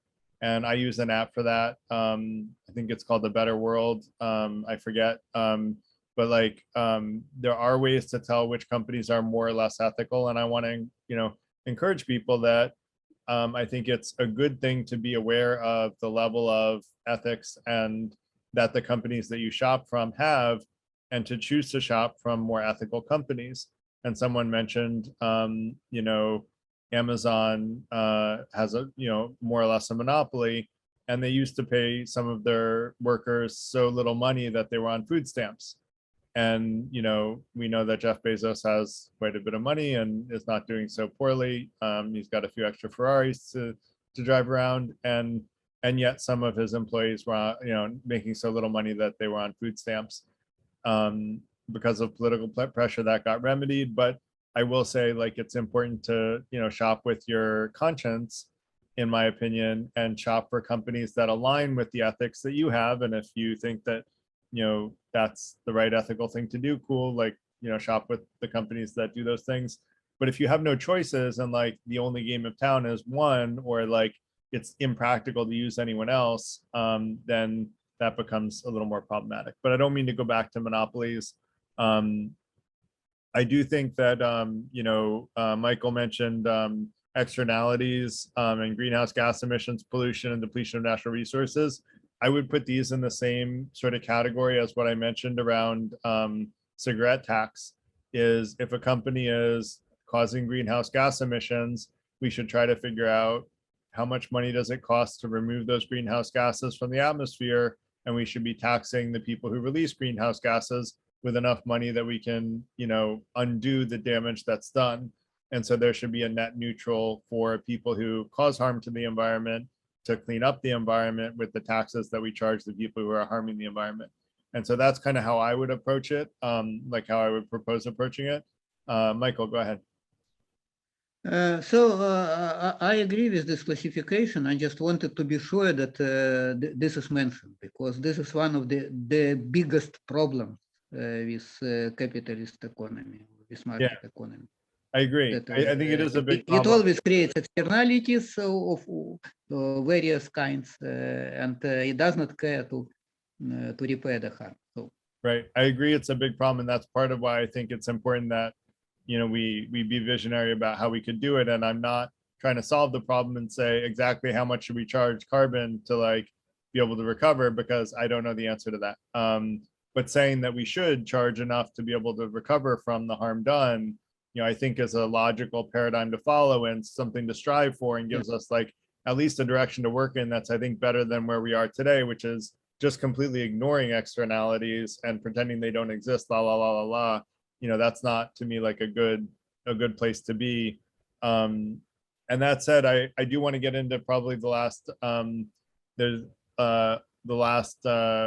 maybe there's two more topics, but I want to talk a little bit about inheritance tax. So this is going to be controversial, but I guess I have a belief that you know, being born to wealthy parents is kind of like you do get a lot of benefits being born to wealthy parents, because you're afforded a lot of things that people born to poor parents don't have. But I think that you know, Jeff Bezos's family never having to work a day in their lives for the next 100 generations feels very unfair to me.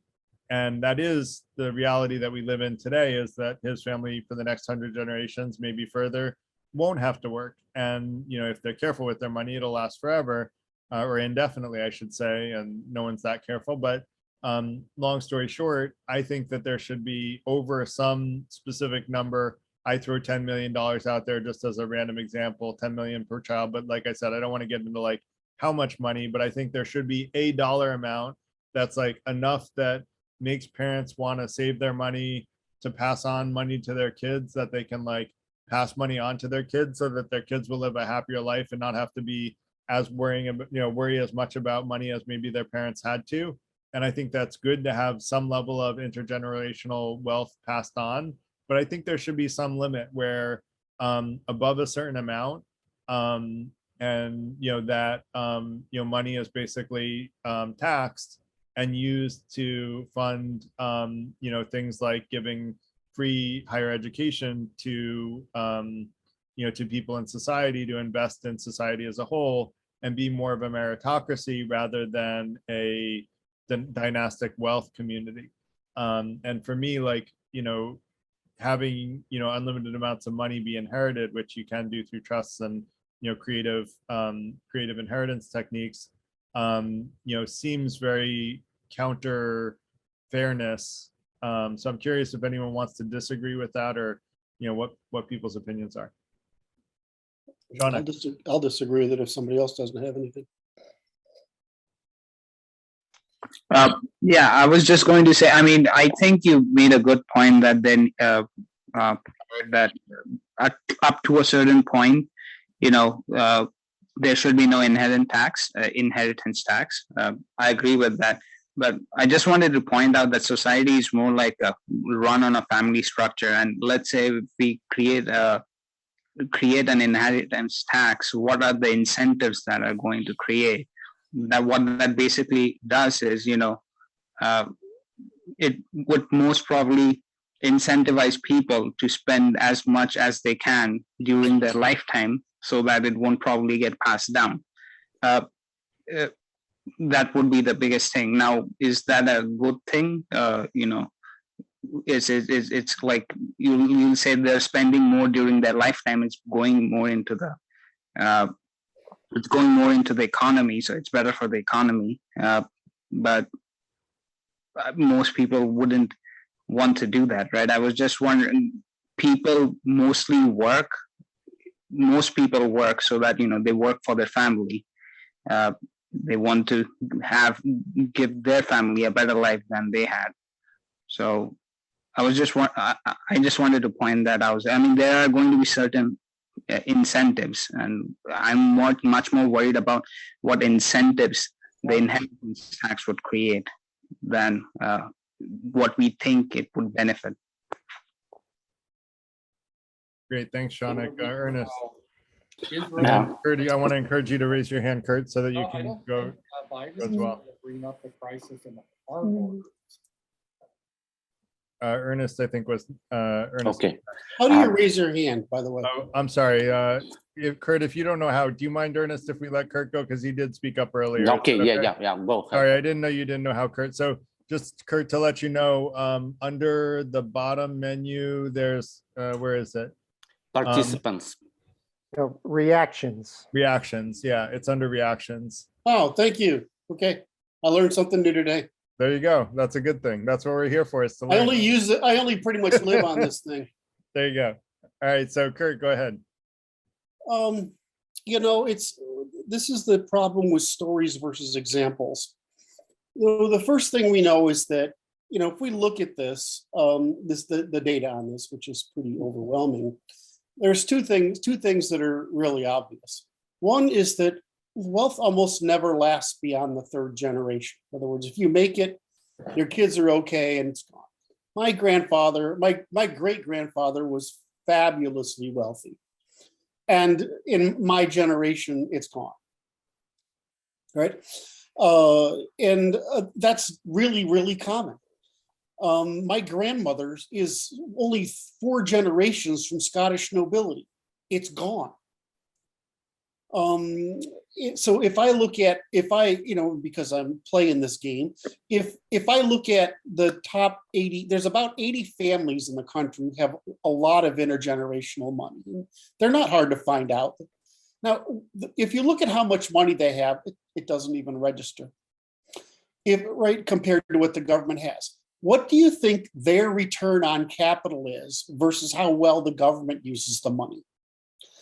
Right. Look at what Elon Musk's return on capital is right now versus that. So the problem is that these guys, they start with actually a fairly small amount of money and they make phenomenal economic difference across the country. And so the problem when you have it is if you can hold money over 3 generations, it means you're freaking good at it because it's hard. So there's people like in Italy that have been in the same wealthy families since the 1400s. There's people in England that are the same way, not many, but it's because for political differences. But I mean, the problem is competency.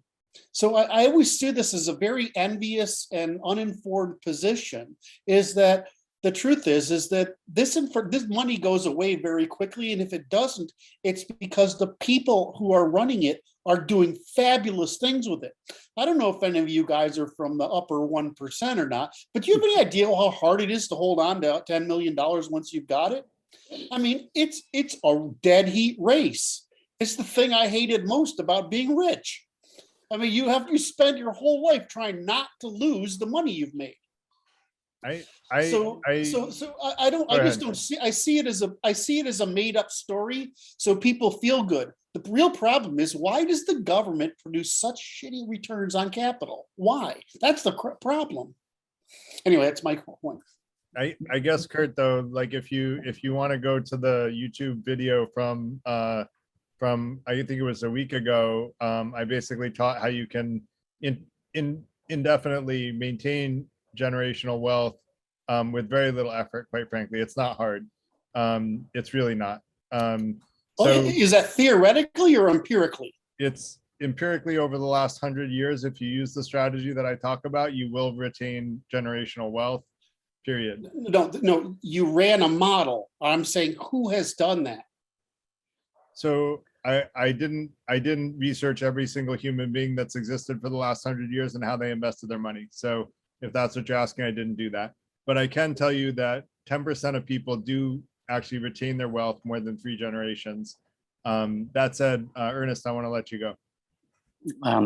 Well, I just want to mention that what Forbes magazine published, the wealth of the people, it's actually, they don't have it in cash. Okay, you have to understand all of their money invested, even Jeffrey Bezos. But let's talk about Elon Musk, number 2. He doesn't own a house, doesn't own a car. He leases all the stuff. all the money invested in different companies that produce jobs. Okay, I live in Canada, and I wish we had somebody like him, and they would even lower taxes for him to create so many jobs that he does in the United States.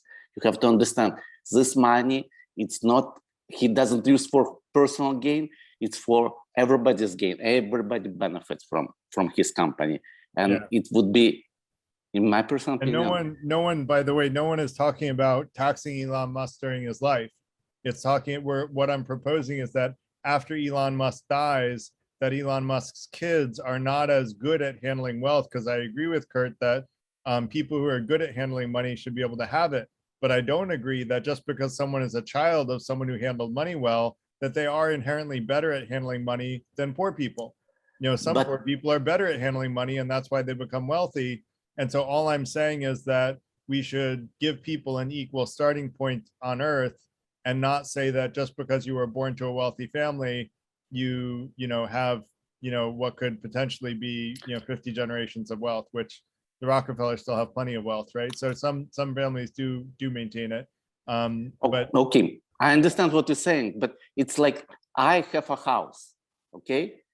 When my children will inherit my house, how are they going to pay money from his children will inherit his businesses? How they can pay taxes from his businesses if it's X-Space or whatever companies they have? It's inherited, they so get shares. It's not businesses are not generally inherited. Businesses are usually passed on to new leaders. Now, family businesses are often inherited, but that's an exception to the rule. Most, like, I would be surprised if Elon Musk's businesses are inherited by his kids. That would surprise me, quite frankly.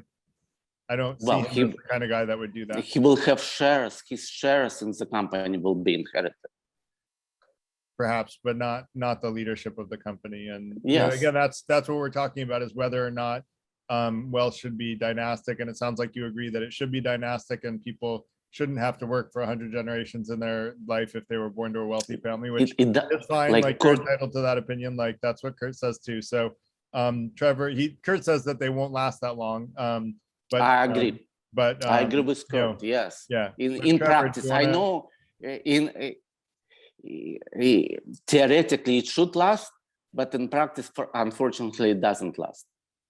Great. Trevor, do you want to go next? Yeah. Again, I just want to draw attention to the axioms that all our proposals rest upon.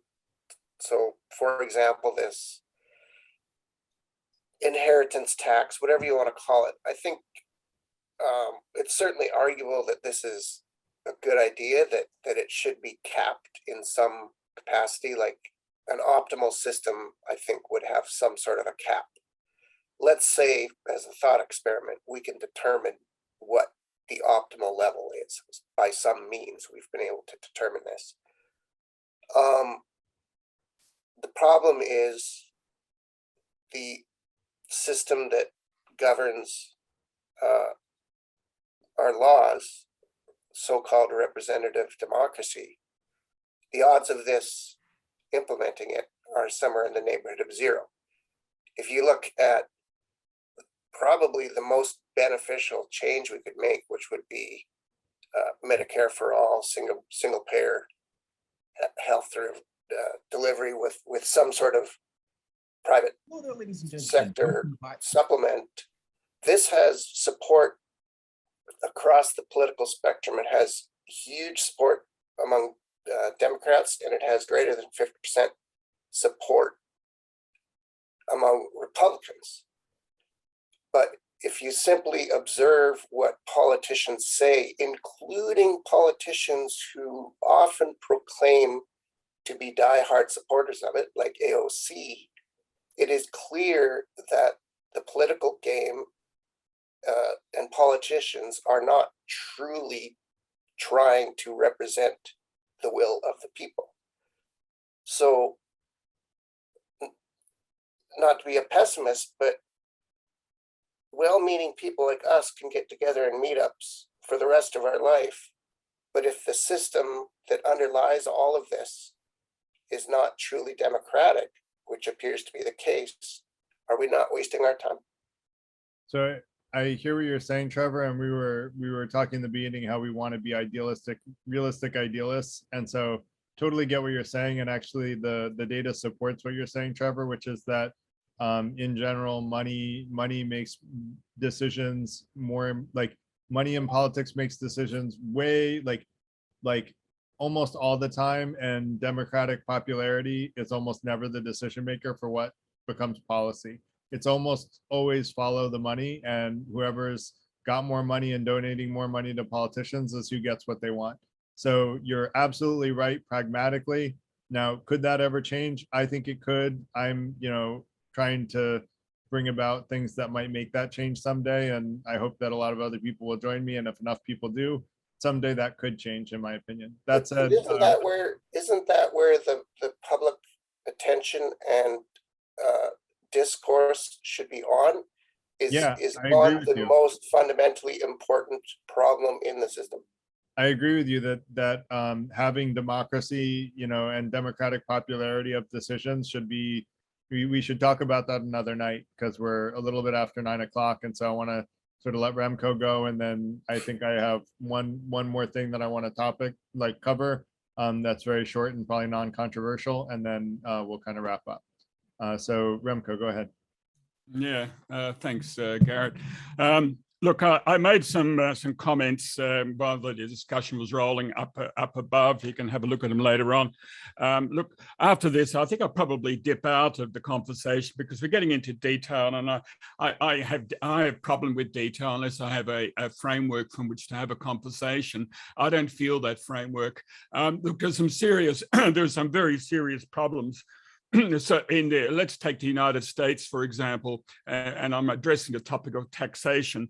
It has taken 50 years for the average minimum wage in America to catch up to where it was 50 years ago. So something has happened. Something serious has happened in the United States with all that productivity gain over 50 years since 1970. All of that has been squirreled and taken away from the average person, It's a serious indicator of something is wrong. And, so obviously wealth is being taken away from the individual, away from the shareholders, as we are, and the taxation system is therefore seriously flawed. And one indicator of that is that the top 25 income earners in the United States pay about over a 4-year period, have paid 3.4% tax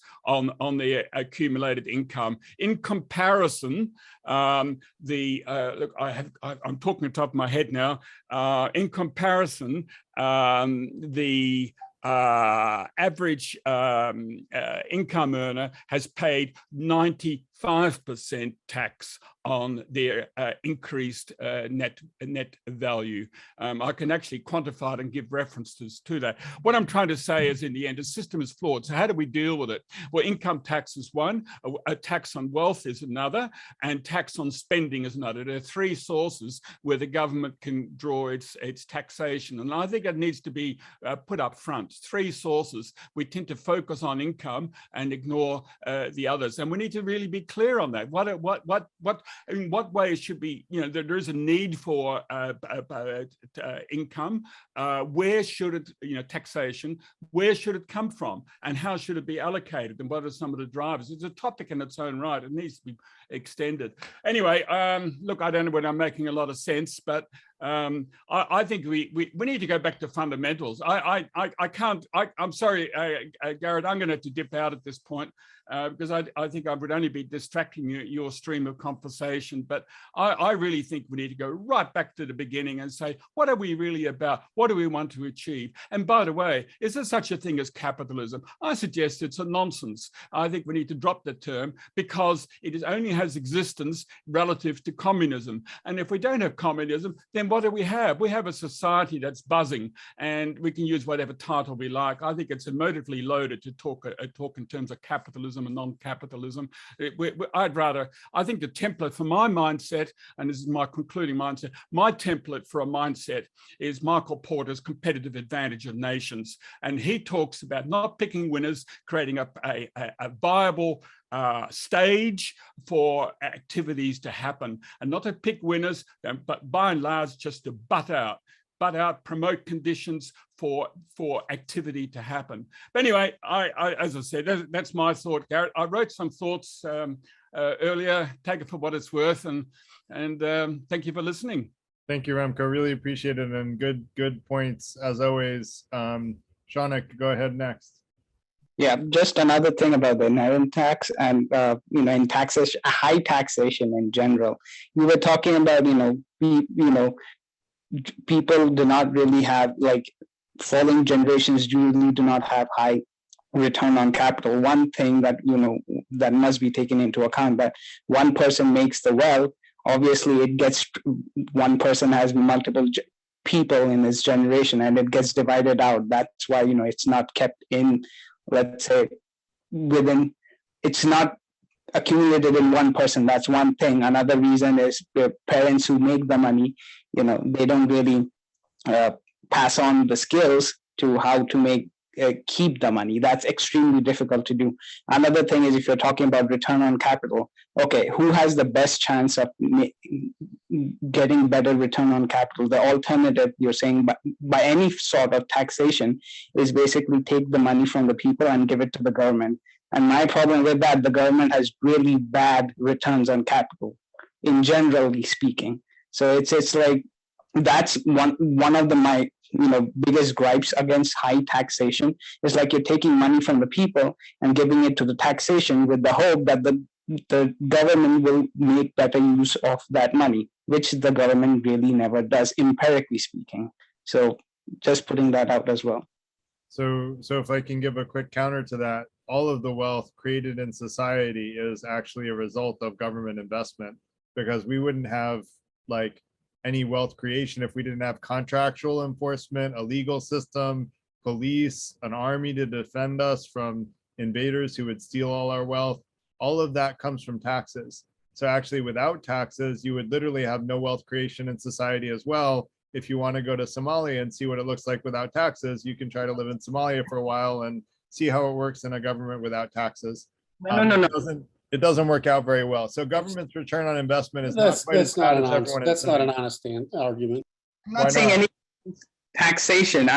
Taxation. Let's consider taxation as a bill for living in a sane society. I'm not against taxation. I would say I have a gripe against high taxation. So there's a difference there. So again, we're not talking about quantities of how much. We're talking about whether or not something makes sense at a certain point. And someone made the point that at some point, and I think it was Trevor that said, at some point, yes, it makes sense to have a tax for inheritance. Now, I'm not saying it's $10 million, maybe it's $100 million. And quite frankly, that relates to like a very, very small fraction of the population. But does it make sense at 100 million? Does it make sense at $1 billion? Does it make sense at $1 trillion? Are you saying absolutely no limit whatsoever, or does it make sense at some point? And you can each make your own decision up on that. I don't want to debate the dollar amount, like I said. I just want to have the conversation about pros and cons and reasons to do one or the other. The last thing I want to end with is that I think that some form of, or some percentage of, part of the economy is teaching practical life skills, which is what the Freethinker Institute is about.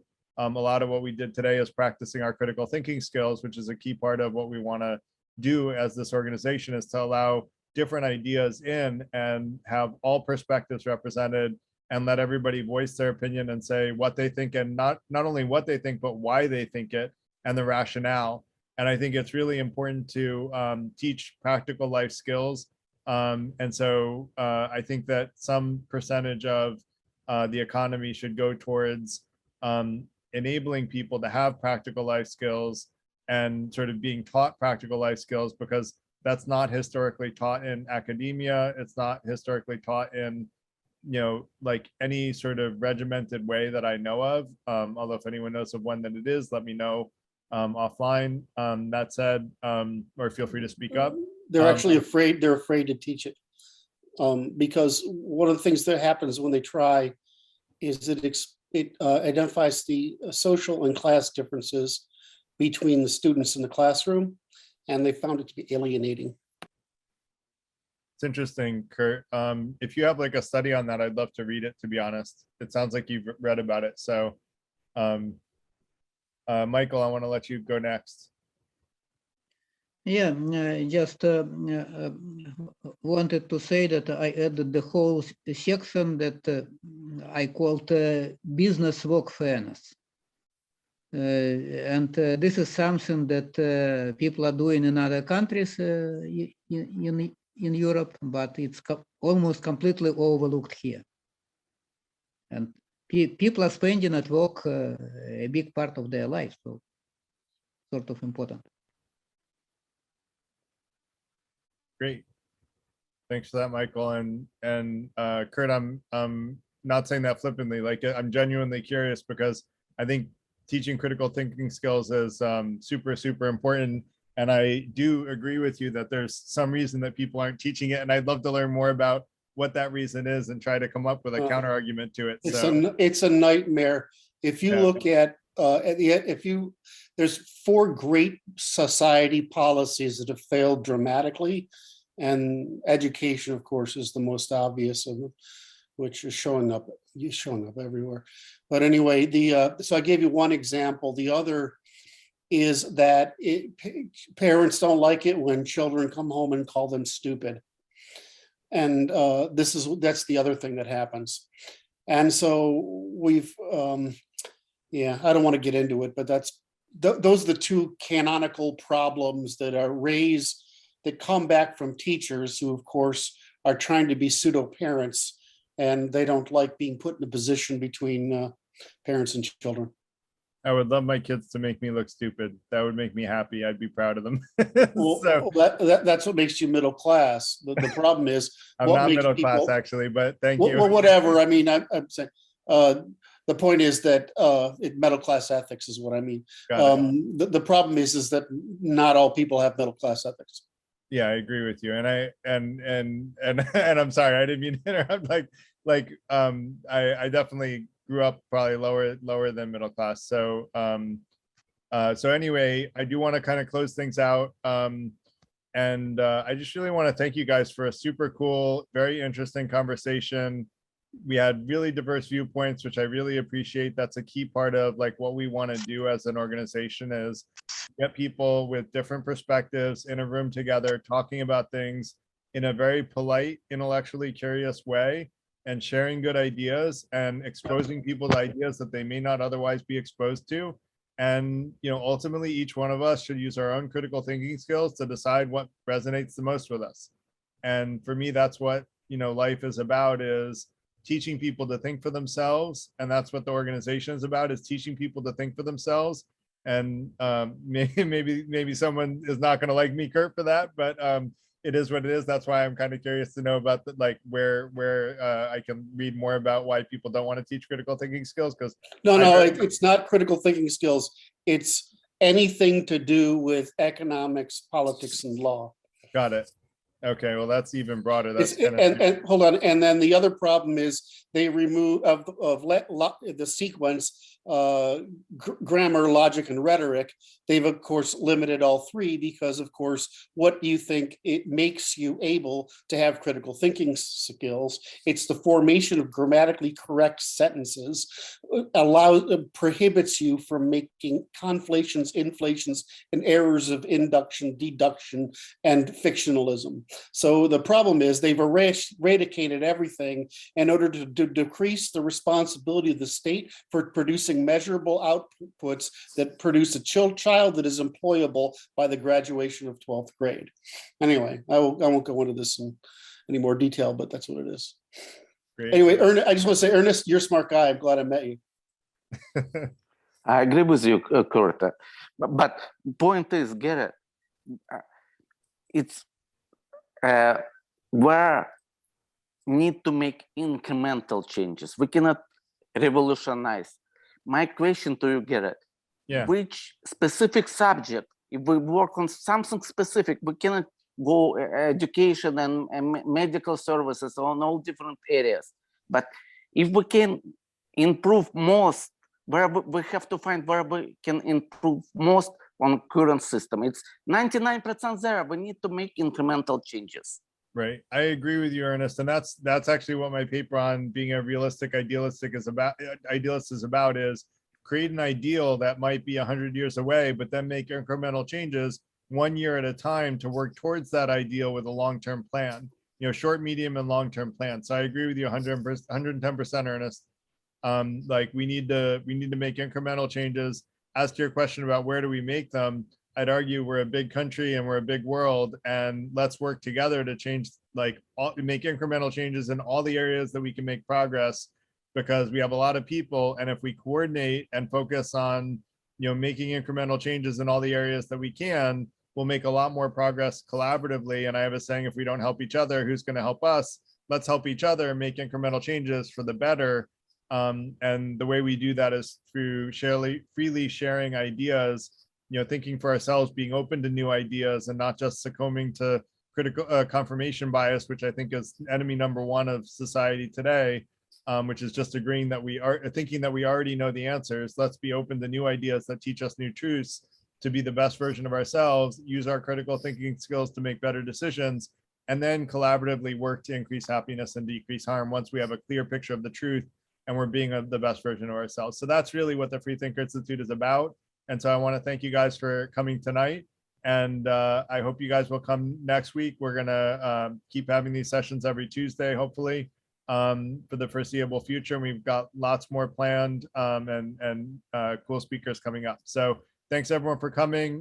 Fill out our survey when you get it. You will get a survey about how you like the session, and we value your feedback. And there may also be a survey about future topics, and we would love your feedback on that as well.